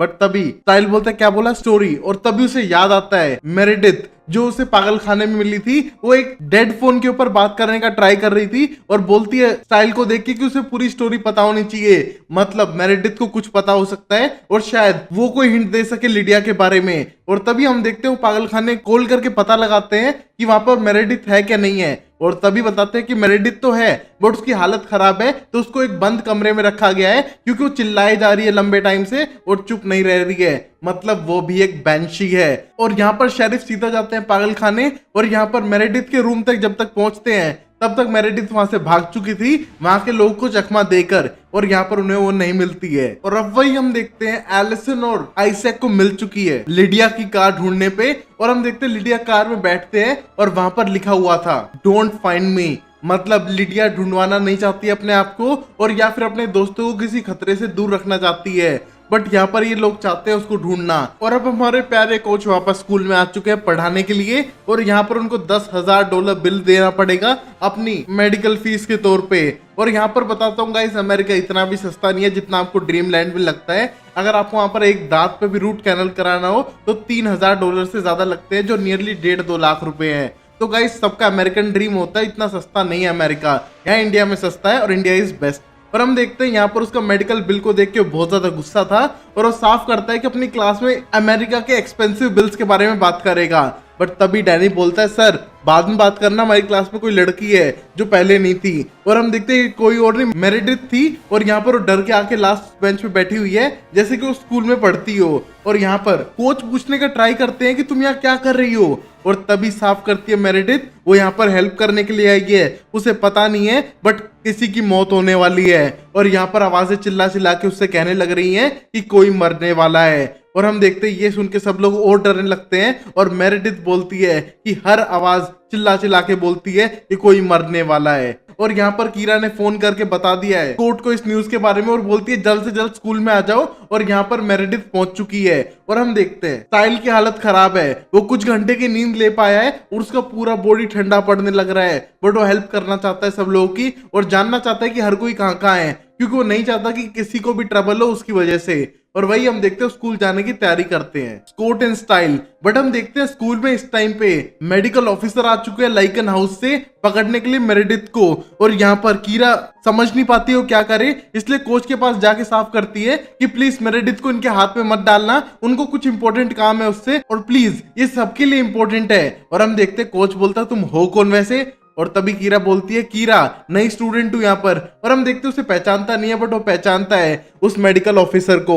और हम देखते हैं कोच को वो जानता था और कोच को कहीं ना कहीं बुली करने लगता है वो मेडिकल ऑफिसर, क्योंकि वो पहले से रूड और एरोगेंट है और उसे बहुत पहले से जानता था। और यहाँ पर कोच की एजुकेशन और उसके सिर्फ एक स्कूल टीचर होने पे मजाक उड़ाता है, जिसको देख के कोच को बिल्कुल भी अच्छा नहीं लगता है। और यहाँ पर मेरेडिथ वहां से भी भाग चुकी थी ऑफिस से और ये देख के उस मेडिकल ऑफिसर को और गुस्सा आने लगता है और अपने बंदों को भेजता है उसे पकड़ने के लिए। और यहाँ पर हम देखते हैं कोच इस बंदे को बिल्कुल पसंद नहीं करता है। अब वही हम देखते हैं ईथन और एडन पे कोई अटैक करता है गोलियों से और वहां पर उसके अंदर वुल्फ बेन की गोलियां थी जिससे वो जहर का काम करती है उनके लिए। और यहाँ पर एडन को लग भी चुकी है और दोनों वहां से भागने का ट्राई करते हैं जंगलों में और उन पे कोई फायरिंग करे जा रहा था। और तभी हम देखते हैं डेरिक उनकी जान बचाने के लिए आता है, उनमें से एक को उठाता है जिसको गोली लगी थी और दोनों को वहां से लेकर जाता है कायोटी डैन के अंदर, जहां पर वो डरे हुए थे और बोलते हैं कि उनको कौन मार सकता है। बट तभी दोनों ट्विन साफ करते हैं कि उन्हें बहुत लोगों से पंगा ले रखा था, कोई ना कोई तो उन्हें मारने पक्का आया होगा और अब उन्हें यहाँ से निकलना होगा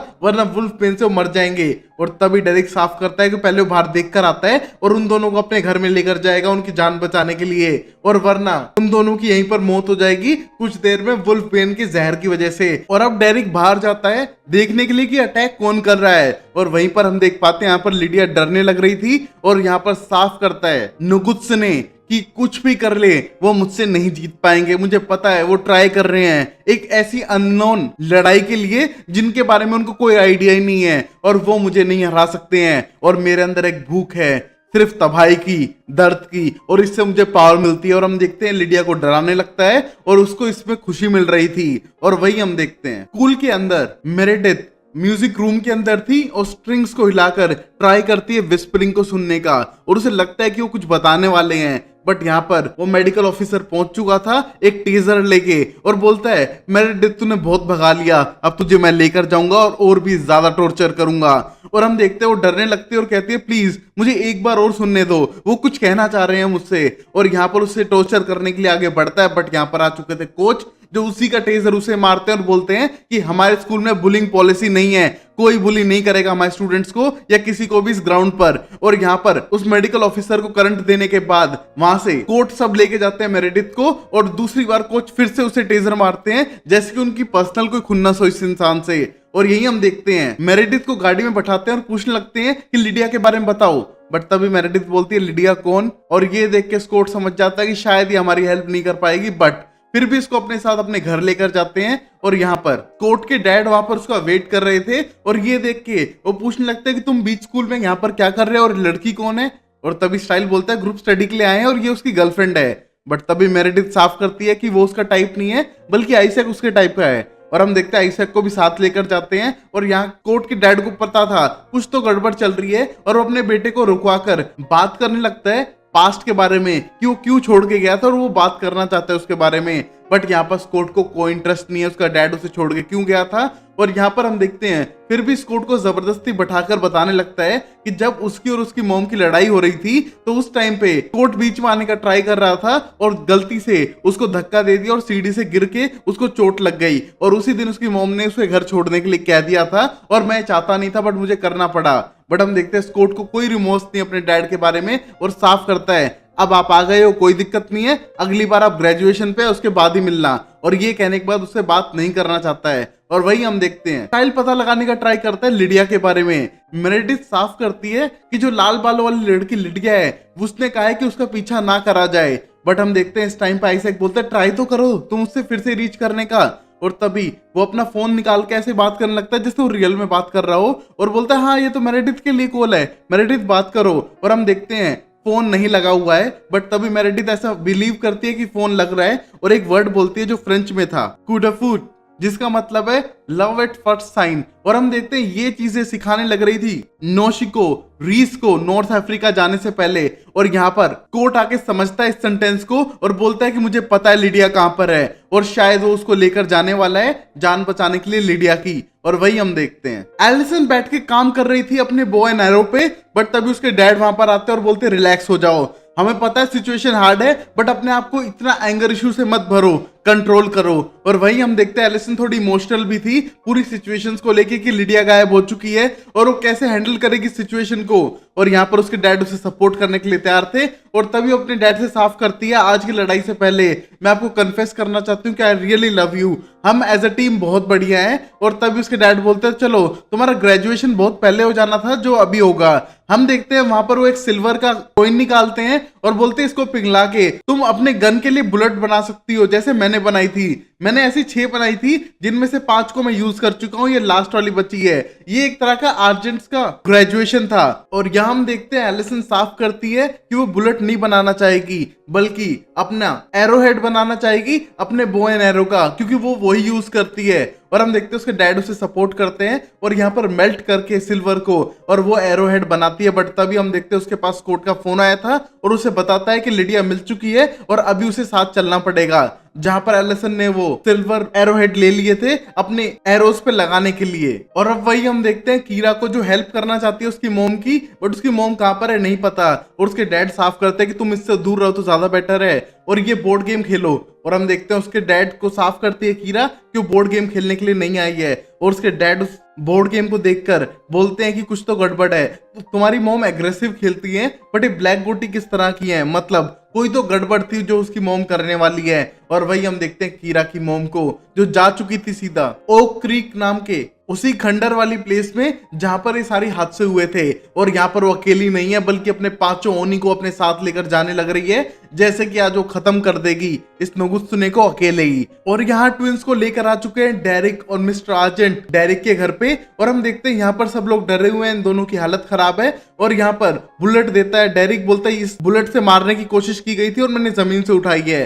और ये देख के बोलता है कौन सा हंटर ग्रुप यहाँ पर आ गया। और तभी देख के डरने लगता है जैसे कि मिस्टर आर्जेंट जानते हो कि हंटर कौन है। और तभी वहां पर एलिसन का फोन आता है और बोलती है कि लिडिया मिल चुकी है और मैं उसे बचाने के लिए जा रही हूँ। जहां पर मिस्टर आर्जेंट मना करते हैं, उसके आने का वेट करते हैं, बट यहाँ पर एलिसन उसकी एक नहीं सुनती है और सीधा चली जाती है जान बचाने के लिए लिडिया की। और यहाँ पर स्कॉट स्टाइल के साथ जाने लग रहा था, जहां पर स्कॉट साफ करता है कि तुम्हारी तबीयत खराब लगती है और यही ऐसे कमेंट करता है ऐसा लगता है तुम मर रहे हो। और तभी स्टाइल साफ करता है चाहे मैं मर रहा हूँ, नोगुत्सुने को हराना होगा, मुझे सारी चीजें याद है जो मैंने की, तुम सबको हार्म करने का ट्राई किया और मैं नहीं चाहता कि फिर से ये हो, चाहे स्कॉट मुझे मरना पड़े बट आज तो नोगुत्सुने को मार कर रहेगा।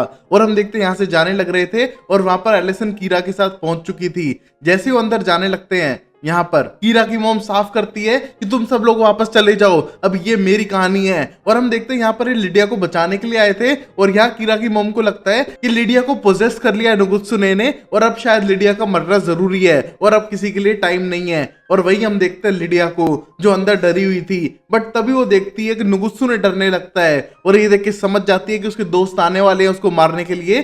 बट यहाँ नोगुत्सुने का और भी अच्छा प्लान था, वो अंदर जाने लगता है उस सर्कल डोम के जहां पर कम स्पेस थी और वो बोलता है मैं वेट ही कर रहा हूँ ओनी का आने का, देखते हैं फिर मेरा प्लान कैसे वर्क करता है। और यहाँ पर अब लिडिया को डाउट होने लगे थे कुछ तो गड़बड़ है यहाँ पर। और वही हम देखते हैं स्कॉट एंड स्टाइल अंदर जाते हैं बिल्डिंग के ढूंढने के लिए, और यहाँ पर बाकी सब खड़े थे कीरा की मोम के खिलाफ लड़ने के लिए, क्योंकि वो किसी भी हालत में लिडिया की जान बचा के ही रहेंगे। और यही हम देखते हैं कीरा की मोम उन सारे ओनी को भेज देती है सीधा नुगुत्सुने के पास में, जहां पर उस छोटे से डोम में सब मारने के लिए तैयार थे। और यहाँ पर लिडिया पीछे हट जाती है, बट तभी नुगुत्सुने अपनी चाल चलता है, वो सबसे लास्ट वाली पावरफुल ओनी की टेल को तोड़ देता है जो उसने कीरा की मोम से छीन ली थी, और सारे ओनी को अपने कंट्रोल में कर लेता है। जहां पर हम देखते हैं कीरा की मोम को पता चल जाता है कि अब वो मास्टर नहीं है उन सारे ओनी मॉन्स्टर्स की, और वहां पर हम देखते हैं पीछे से आने लगता है नुगुत्सुने पूरी ओनी की फोर्स के साथ में, और बोलता है शायद अब मैं लीडर हूं इन ओनी का, तो मैं जो चाहूंगा वो कर सकता हूं। और यहाँ पर लड़ाई शुरू हो जाती है, जिस मोमेंट पर हम देखते हैं लिडिया तक पहुंच जाते हैं स्कॉट एंड स्टाइल, बट वो लेट हो चुके थे। और यहाँ पर लिडिया साफ करती है कि उसने इतने सारे हिंट छोड़े थे कि तुम उसके पीछे कभी मत आना, तुम आए क्यों मुझे बचाने के लिए। और वहां पर हम देखते हैं उसे वहां से ले जाने का ट्राई करते हैं, जहां पर स्टाइल की ज्यादा तबीयत खराब होकर वो जमीन पे गिर जाता है, और यहाँ पर लिडिया उसी के पास रुक गई थी और स्कॉट सीधा चला जाता है लड़ने के लिए। और वहीं हम देखते हैं यहाँ पर लड़ाई शुरू हो चुकी थी, और यहाँ पर ओनी से जीतना इम्पॉसिबल नजर आ रहा था। और यहाँ पर लड़ाई के दौरान हम देखते हैं कीरा तलवारबाजी करने का ट्राई कर रही थी, और यहाँ पर एलिसन तीर चला रही है, बट यहाँ पर आइसैक की हालत खराब है और यहाँ पर कोई हेल्प करने के लिए भी नहीं आ रहा है। और हम देखते हैं एलिसन की लगभग तीर खत्म होने वाली थी, और वो अपनी ग्रेजुएशन वाली तीर मारती है और सीधा ओनी को जाके लगती है। और हम देखते हैं यहाँ पर भूकंप आता है और यहाँ पर ओनी खत्म हो जाता है। और ये देख के तो नुगुत्सुने भी हैरान है कि एक ओनी को कैसे खत्म कर सकते हैं ये, क्योंकि तो इम्पॉसिबल जैसा काम था। बट हम देखते हैं दूसरा ओनी सीधा तलवार मारता है एलिसन को,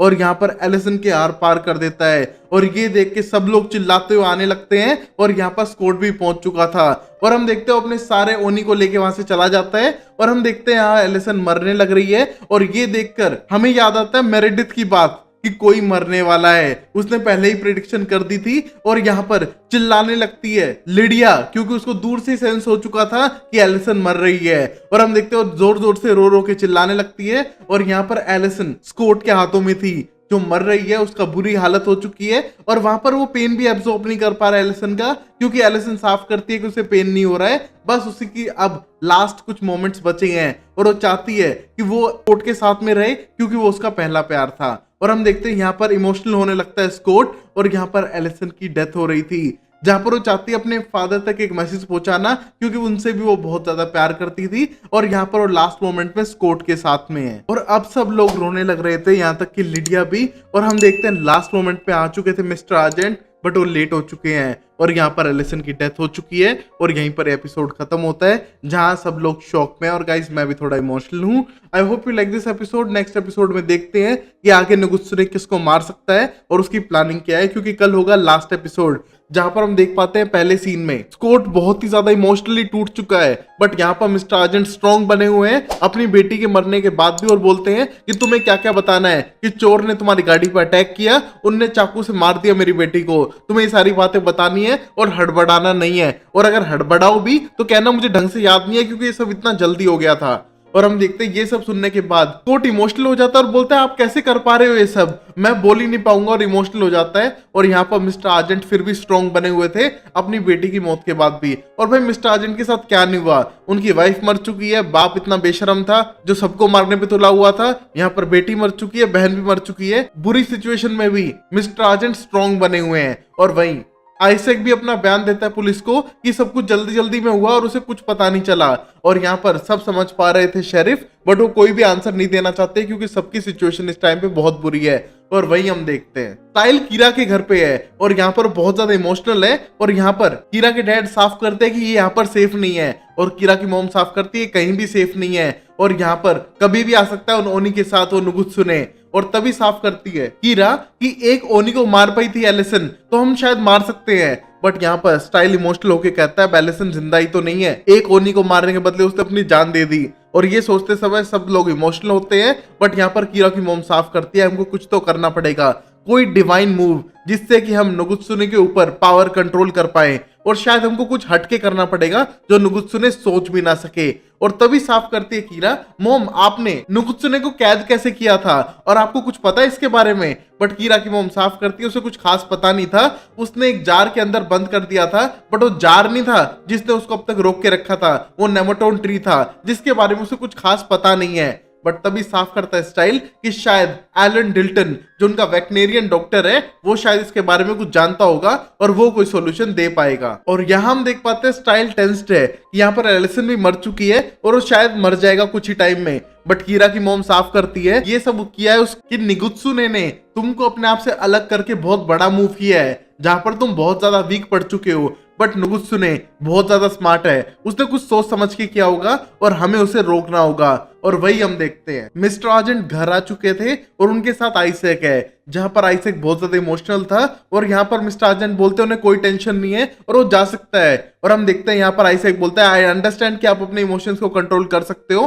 बट मैं नहीं। और हम देखते हैं मिस्टर आर्जेंट सबसे झूठ बोल रहे थे, वो अपनी बेटी को बहुत ज्यादा प्यार करते थे और अब उन्हें खो चुके हैं। हम देखते हैं दोनों गले लग के रोने लगते हैं और पहली बार था जो मिस्टर आर्जेंट आइसेक के इतने पास खड़े हुए थे, वरना वो कहते थे एलिसन कभी किसी वेयरवुल्फ को डेट कभी मत करना। बट अब एलिसन है ही नहीं तो उसके लिए क्या चिंता करेंगे अब। और हम देखते हैं बहुत ज्यादा इमोशनल थे। और अब वही हम देख पाते हैं पुलिस स्टेशन के अंदर जहां पर इन्वेस्टिगेशन चल रही थी एलिसन के केस की, बट तभी वहां पर वो ओनी अटैक कर देते हैं जो नुगुत्सुने के कंट्रोल में थे। हम देखते हैं अटैक करने के बाद यहाँ पर पैरिस गन मारने लगता है बट उनपे कोई असर नहीं हो रहा था और यहाँ पर कई पुलिस वाले घायल हो चुके हैं और कुछ तो मर भी चुके हैं। और हम देखते हैं कहीं ना कहीं नुगुत्सुने सबको तबाह करने पे तुला हुआ है। और वहीं स्कॉट पहुंच चुका है एलन के पास में पता करने के लिए इस नेमेटोन ट्री के बारे में क्योंकि उसे स्टाइल ने कहा था। और हम देखते हैं यहाँ पर एलन साफ करता है कि नेमेटोन ट्री यूज किया जाता था सुपरनेचुरल चीजों को कैद करने के लिए या फिर उन्हें रोकने के लिए, बट अब तो नेमेटोन ट्री कट चुका है और उसकी पावर इतनी नहीं है और पहले कैसे किया था उसके बारे में उसे कोई नॉलेज नहीं है। और यहाँ पर अब लिडिया पूछ लगती है कि किस तरह से स्टोर करता था और तभी बोलता है कि हाँ नेमेटोन की लकड़ी यूज की जाती थी चीजों को बंद करने के लिए, किसी भी सुपरनेचुरल चीजों को। और यहाँ पर लिडिया बोलती है जैसे कि कोई अल्फा के पंजे वो भी तो हो सकते हैं ना। और तभी वो पूछते हैं कौन से अल्फा और बोलते हैं टालिया हिल्स जो बहुत पावरफुल अल्फा थी। और ये कहने के बाद बोलता है हाँ वैसी चीजों को कैद करने के लिए नेमेटोन ट्री को यूज किया जाता था बट अब तो कट चुका है ना। और तभी साफ करती है लिडिया की अभी भी पीटर के पास बॉक्स है वो और हम उसको यूज कर सकते हैं इसको कैद करने के लिए। और हम देखते हैं यहाँ पर ये प्लान करते हैं डेरिक और पीटर को भी इस प्लान में शामिल करने का जिससे कि वो हेल्प कर सके उस बॉक्स को यूज करते हुए नुगुत्सुने को रोकने का, क्योंकि नुगुत्सुने ने अभी स्टाइल्स की फॉर्म ले रखी है बट ये उसकी रियल फॉर्म नहीं है, वो एक स्पिरिट है जो किसी की भी फॉर्म लेके बैठा हुआ है और सबको तबाह करने पे तुला हुआ है। और वही हम देखते हैं डेरिक को जो ट्विन अल्फा को जाने से रोकता है क्योंकि वो दोनों टाउन छोड़ के जाने वाले हैं, उन्हें नहीं लगता वो बचने वाले हैं। और यहाँ पर डेरिक बोलता है तुम्हें तो अल्फा के पैक में आना था ना, तो तुम ट्राई क्यों नहीं करते हो आने का, और तुम हमेशा कहते हो स्कॉट के लिए लड़ेंगे, अब लड़ो, उसके दोस्तों को बचाओ जो तेरे भी दोस्त हो सकते हैं। और यहाँ पर लिडिया और डैनी की भी जान खतरे में पड़ सकती है और वो तुम्हारे साथ नहीं जाने वाले हैं, तुम दोनों अकेले जा रहे हो तो जाओ। बट हम देखते हैं यहाँ पर ट्विन अल्फा रुकने के लिए रुक जाते हैं क्योंकि कहीं ना कहीं उन्हें पैक भी चाहिए और वो जान बचाना भी चाहते हैं अपनी। और यहाँ पर सेल्फ रिस्पेक्ट की भी बात आती है, स्कॉट ने उनकी जान बचाई थी बट उन्होंने अब तक कुछ नहीं किया ऐसा जो स्कॉट की जान बचा सके, तो यहाँ पर वो रुकते हैं लड़ने के लिए। और वही हम देखते हैं हॉस्पिटल के अंदर जहां पर नुगुत्सुने पहुंच चुका है मलिसा को मारने के लिए। और हम देखते हैं यहाँ पर उसके ओनी लोगों को मारने लगते हैं और यहाँ पर स्टाइल को गुस्सा आता है और बोलता है मुझे पूछ तो लेने देते कहां पर है मलिसा मारने से पहले। और हम देखते हैं यहाँ पर ढूंढना खुद ही शुरू करता है मलिसा को।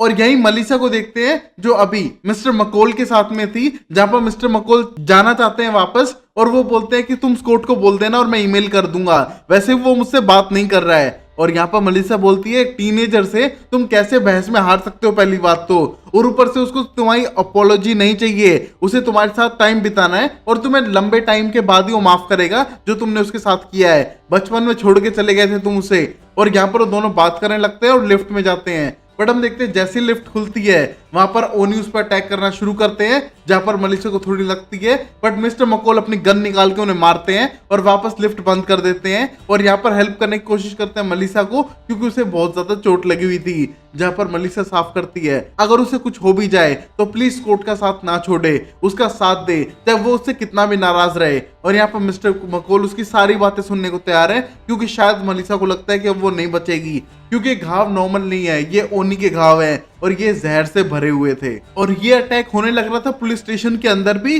जहां पर शेरिफ पूरा ट्राई करता है इनको मारने का, बट एक गन से तो मरने वाले थे ही नहीं, और यहाँ पर सबको कट लग चुके थे और सब जमीन पे थे। बट हम देखते हैं एकदम ये ओनी गायब हो जाते हैं, और ये देख के पैरिस बोलता है शायद ये चले गए और फिर हम बच सकते हैं। बट तभी शेरिफ समझ जाते हैं कि अभी वो बचे नहीं है, क्योंकि उनके घाव में पॉइजन है और शायद अब उनकी मौत हो सकती है। और यहाँ पर ये पूरा प्लान नुगुत्सुने का था, जितने भी लव्ड वंस है स्कोटो स्टाइल के नियर बाय के, उन सब पे अटैक करने का। और यहाँ पर लिडिया को ऐसी फीलिंग आ रही है कि वो लेट हो रहे हैं, उनका टाइम निकला जा रहा है। और वहां पर हम देखते हैं स्टाइल आ चुका था हीरा के साथ में, और साफ करता है कि तुम सही कह रही हो, हमको जल्दी करनी पड़ेगी। और ऊपर से डेरिक लेके आ चुका है उस बॉक्स को स्कूल के पास में, और हम वहीं पर मिलेंगे। और वहां हम देखते हैं मिस्टर आर्जेंट थे आइजैक के साथ में, और यहाँ पर बहुत ज्यादा इमोशनल थे दोनों। और यहाँ पर हम देखते हैं लास्ट टाइम बात करते हैं कि किस तरह एलिसन कहना चाहती थी कि अपने डैड से बहुत ज्यादा प्यार करती है, बट कह नहीं पाई। बट हम देखते हैं मिस्टर आर्जेंट सुन के बोलते हैं कि उन्हें पता है, उनकी कन्वर्सेशन हो चुकी थी लड़ाई जाने से पहले, और यहाँ पर वो अपने ग्रेजुएशन की तैयारी कर रही थी। और हम देखते हैं आइजैक बोलता है कैसी ग्रेजुएशन, और बोलता है तभी मिस्टर आर्जेंट, हमारे हंटर फैमिलीज में होता है कि जब बच्चा पूरी तरह से लड़ना सीख जाता है तो उसका ग्रेजुएशन डे होता है, जहां पर वो अपने लिए सिल्वर बुलेट तैयार करता है। बट जैसे कि एलिसन हमेशा बो एंड एरो यूज करती है, तो अपने एरो हेड बनाने वाली थी। और हम देखते हैं ये कहने के बाद इमोशनल हो जाता है, और तभी आइजैक को लगता है वो अब समझ गया कि ओनी कैसे मरा था, उसी सिल्वर एरोहेड की वजह से। और तभी बोलता है कि उसने कितने बनाए थे और प्लीज मुझे दिखाओ, मुझे लगता है कि हम ओनी को खत्म कर सकते हैं। और तभी वो जाते हैं बेसमेंट के अंदर, और जाने के बाद देखते हैं कि वहां पर 4 एरोहेड ही थे, बल्कि 5 उसने बनाए थे। और हम देखते हैं ये देख के समझ पाते हैं कि कहीं ना कहीं ओनी सिल्वर की मदद से मरता है। और लास्ट टाइम जब मिस्टर आर्जेंट ने गोली चलाई थी तो उसका मास्क टूट गया था, और अगर सिल्वर उनकी बॉडी के अंदर रहेगा लंबे टाइम के लिए तो उसे खत्म भी कर सकता है। और ये देखने के बाद उनके पास एक प्लान था जिससे कि वो ओनी को खत्म कर सकते हैं और सबकी जान बचा सकते हैं। और यहाँ पर स्कूल पहुंच चुके हैं बाकी सब लोग नुगुत्सुने को हराने के लिए। बट यहाँ पर साफ करता है स्टाइल्स कि अगर नुगुत्सुने को मारने के लिए उसे भी मरना पड़े तो उसको कोई प्रॉब्लम नहीं होगी, और वो मरने के लिए भी तैयार है, बट नुगुत्सुने को रोकना होगा। और हम देखते हैं स्कूल के अंदर वो जाने लगते हैं, बट तभी जैसे वो एंटर करते हैं वो इल्यूजन की दुनिया में पहुंच चुके थे, जो बिल्कुल जापान की लोकेशन लग रही थी, और चारों तरफ बर्फ ही बर्फ है। और ये देख के वो समझ नहीं पा रहे हैं कि वो ऐसी जगह पे कैसे आ चुके हैं, बल्कि वो तो स्कूल के अंदर थे। और हम देख पाते हैं वो अंदर वॉक करने लगते हैं, और तभी उन्हें दिखाई देता है नुगुत्सुने उसी मम्मीफाइड बॉडी में, जो ओनियो को लेकर आ चुका था। और हम देखते हैं ओनी उन्हें चारों तरफ से घेर चुके हैं, और यहाँ पर नुगुत्सुने की डील थी कि यहाँ पर स्कोट को मारना पड़ेगा स्टाइल को, और तभी वहां पर बाकियों को जाने देगा, वरना सबको मार देगा। बट स्कोट ने साफ कर दिया था कि वो अपने बेस्ट फ्रेंड को तो बिल्कुल नहीं मारेगा, और यहाँ पर लड़ाई करनी शुरू करता है, और यहाँ पर लड़ने लगता है ओनी के साथ में। और यहाँ पर हम देखते हैं स्टाइल देखता है कि उसके दोस्त हारने लग रहे हैं और इन ओनी के हाथों मारे हो जाएंगे, तो तभी वो तलवार लेके अपने आप को खत्म करने का ट्राई करता है। और तभी साफ करता है नुगुत्सुने, मैं यही चाहता था कि स्टाइल तुम अपने आप को खत्म कर लो अपने दोस्तों की जान बचाने के लिए। और यहाँ पर स्टाइल अपने आप को मारने वाला था और बोलता है कि मैं तुम सब लोगों को नहीं मरने दे सकता हूँ मेरी वजह से। बट तभी स्टाइल देख पाता है उस तलवार पे रिफ्लेक्शन में उसको दिखाई दे रही थी बुक्स। बट वो सोचता है कि यहाँ पर ये तो एक बार्डो है, मौत और लाइफ के बीच की जगह, तो यहाँ पर बुक कैसे आ सकती है। और पीछे देखता है एक चेयर भी थी रिफ्लेक्शन में, और समझ पाता है कि ये रियल वर्ल्ड नहीं है, सिर्फ एक इल्यूशन है उसे मारने का। और तभी समझ पाता है कि जितने भी ओनी मारने लग रहे हैं ये सब भी फेक है। और हम देखते हैं साफ करता है स्कोट और अपनी टीम को कि ये सब फेक है, तुम इनके वार से घायल हो रहे हो, ये सब एक इल्यूजन है, तुम्हें दर्द जरूर होगा बट तुम्हें रियल में नहीं लग रही है। और तभी हम देखते हैं उस इल्यूजन से बाहर आने लगते हैं, क्योंकि जितना भी वो मार रहे थे वो सब सह के गेट को पार कर जाते हैं और रियल वर्ल्ड के अंदर आ चुके थे। और यहाँ पर नुगुत्सुने का प्लान कैंसिल हो चुका था, क्योंकि वो उन्हें नहीं रोक पाया। और वही हम देखते हैं नुगुत्सुने बैठा था वेट करते हुए अपने ओनी के साथ में डेरिक का।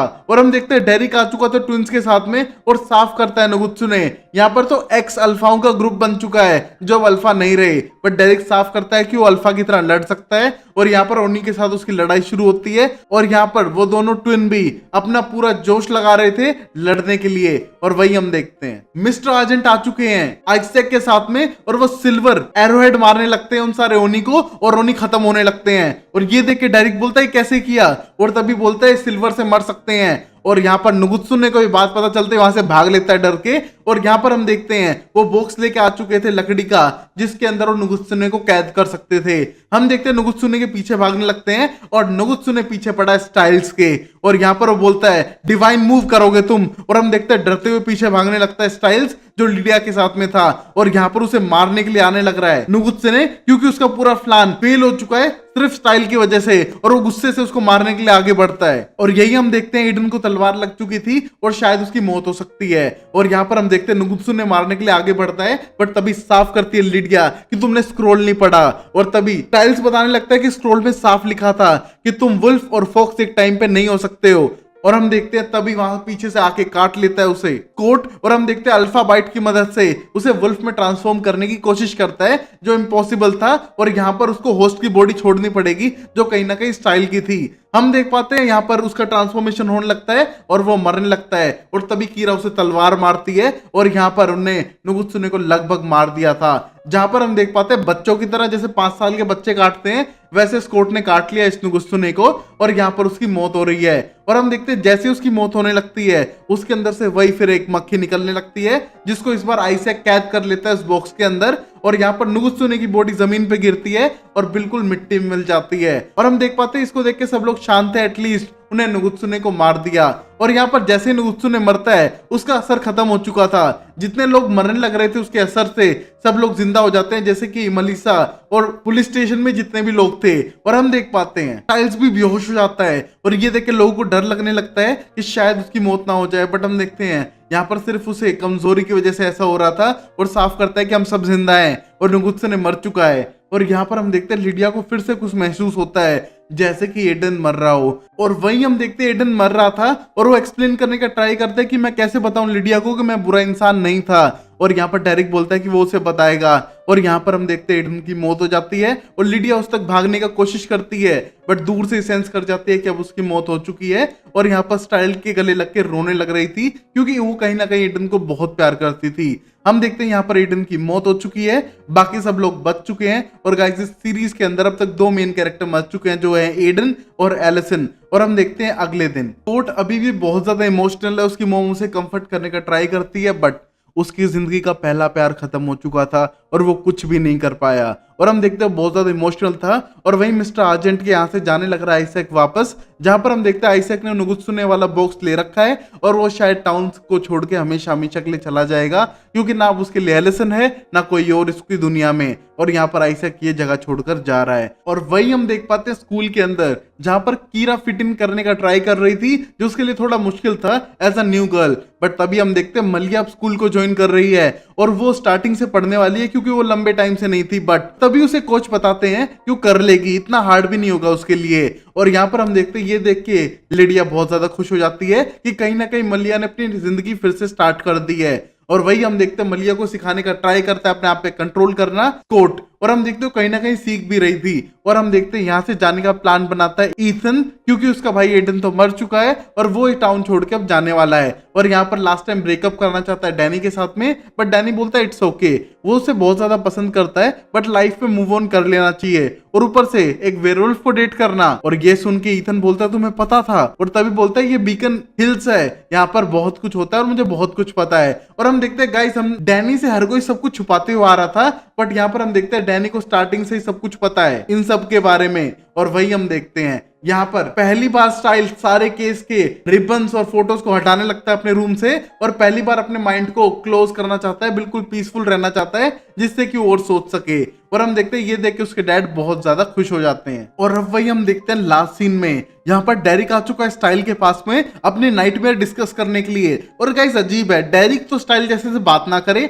और यहाँ पर उसको अपने ड्रीम बताने लग रहा है, जहां पर उसको नाइटमेयर आने लग रहे हैं कि मैक्सिकन हंटर का ग्रुप उसके कैबिन में आ चुका है उसे मारने के लिए, और बोलता है कि शी वुल्फ कहाँ है बताओ। और तभी बोलता है कोरा तो यहाँ नहीं है, और तभी हंटर बोलते हैं हम कोरा को ढूंढने नहीं आए हैं, शी वुल्फ को ढूंढने आए हैं, और उसे मारने का ट्राई करते हैं। बट तभी वहां पर उसकी कोई जान बचाने का ट्राई करता है, और यहाँ पर सारे हंटर्स को मारने लगता है एक धुआं होने के बाद। और हम देखते हैं डेरिक बहुत ज्यादा डरा हुआ है स्टोरी बताते हुए, और स्टाइल बोलते हैं तुम डर क्यों रहे हो, तुम्हें क्यों लगता है रियल है। और तभी वो बोलता है डेरिक कि एक बंदा वुल्फ कैसे भी बन सकता है, चाहे वो कट से हो, चाहे बाइट से हो, चाहे किसी अल्फा के खरोचने से भी हो, अगर डीप इनफ हुआ तो शायद तब बन जाएगा। और तभी उसे याद आने लगती है केट की। हम देखते हैं केट आर्जेंट को भी ऐसे ही मारा गया था, और उसको डर लगने लगता है कि वो तो नहीं आ गई है वापस। और तभी स्टाइल बोलता है तुम्हें ऐसा क्यों लगता है ये सपना रियल है, ये तो सपना था ना। और तभी डेरिक बोलता है नहीं, मुझे ऐसा लगता है मैं सपने से उठा ही नहीं हूं। और तभी स्टाइल साफ करता है कि अगर तुम सपना देख रहे हो तो तुम अपनी उंगली नहीं गिन पाओगे हाथ की।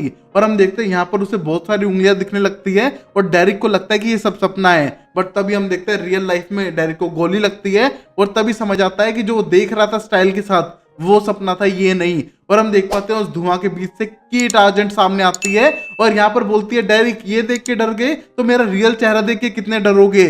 और हम देखते हैं उसका चेहरा ब्लू होने लगता है, और यहाँ पर वो किसी तरह की वेयर कुछ और एनिमल बन चुकी है। और यहाँ पर हम देखते हैं वो रिवेंज लेने के लिए आई थी, और गाइस वो अब तक मरी नहीं है। यहाँ पर उसकी भाभी मर चुकी है, उसकी भांजी एलिसन मर चुकी है, बाप मरने की हालत में है, बट केट जिंदा है, और ये सबसे बदला लेने के लिए आ चुकी है।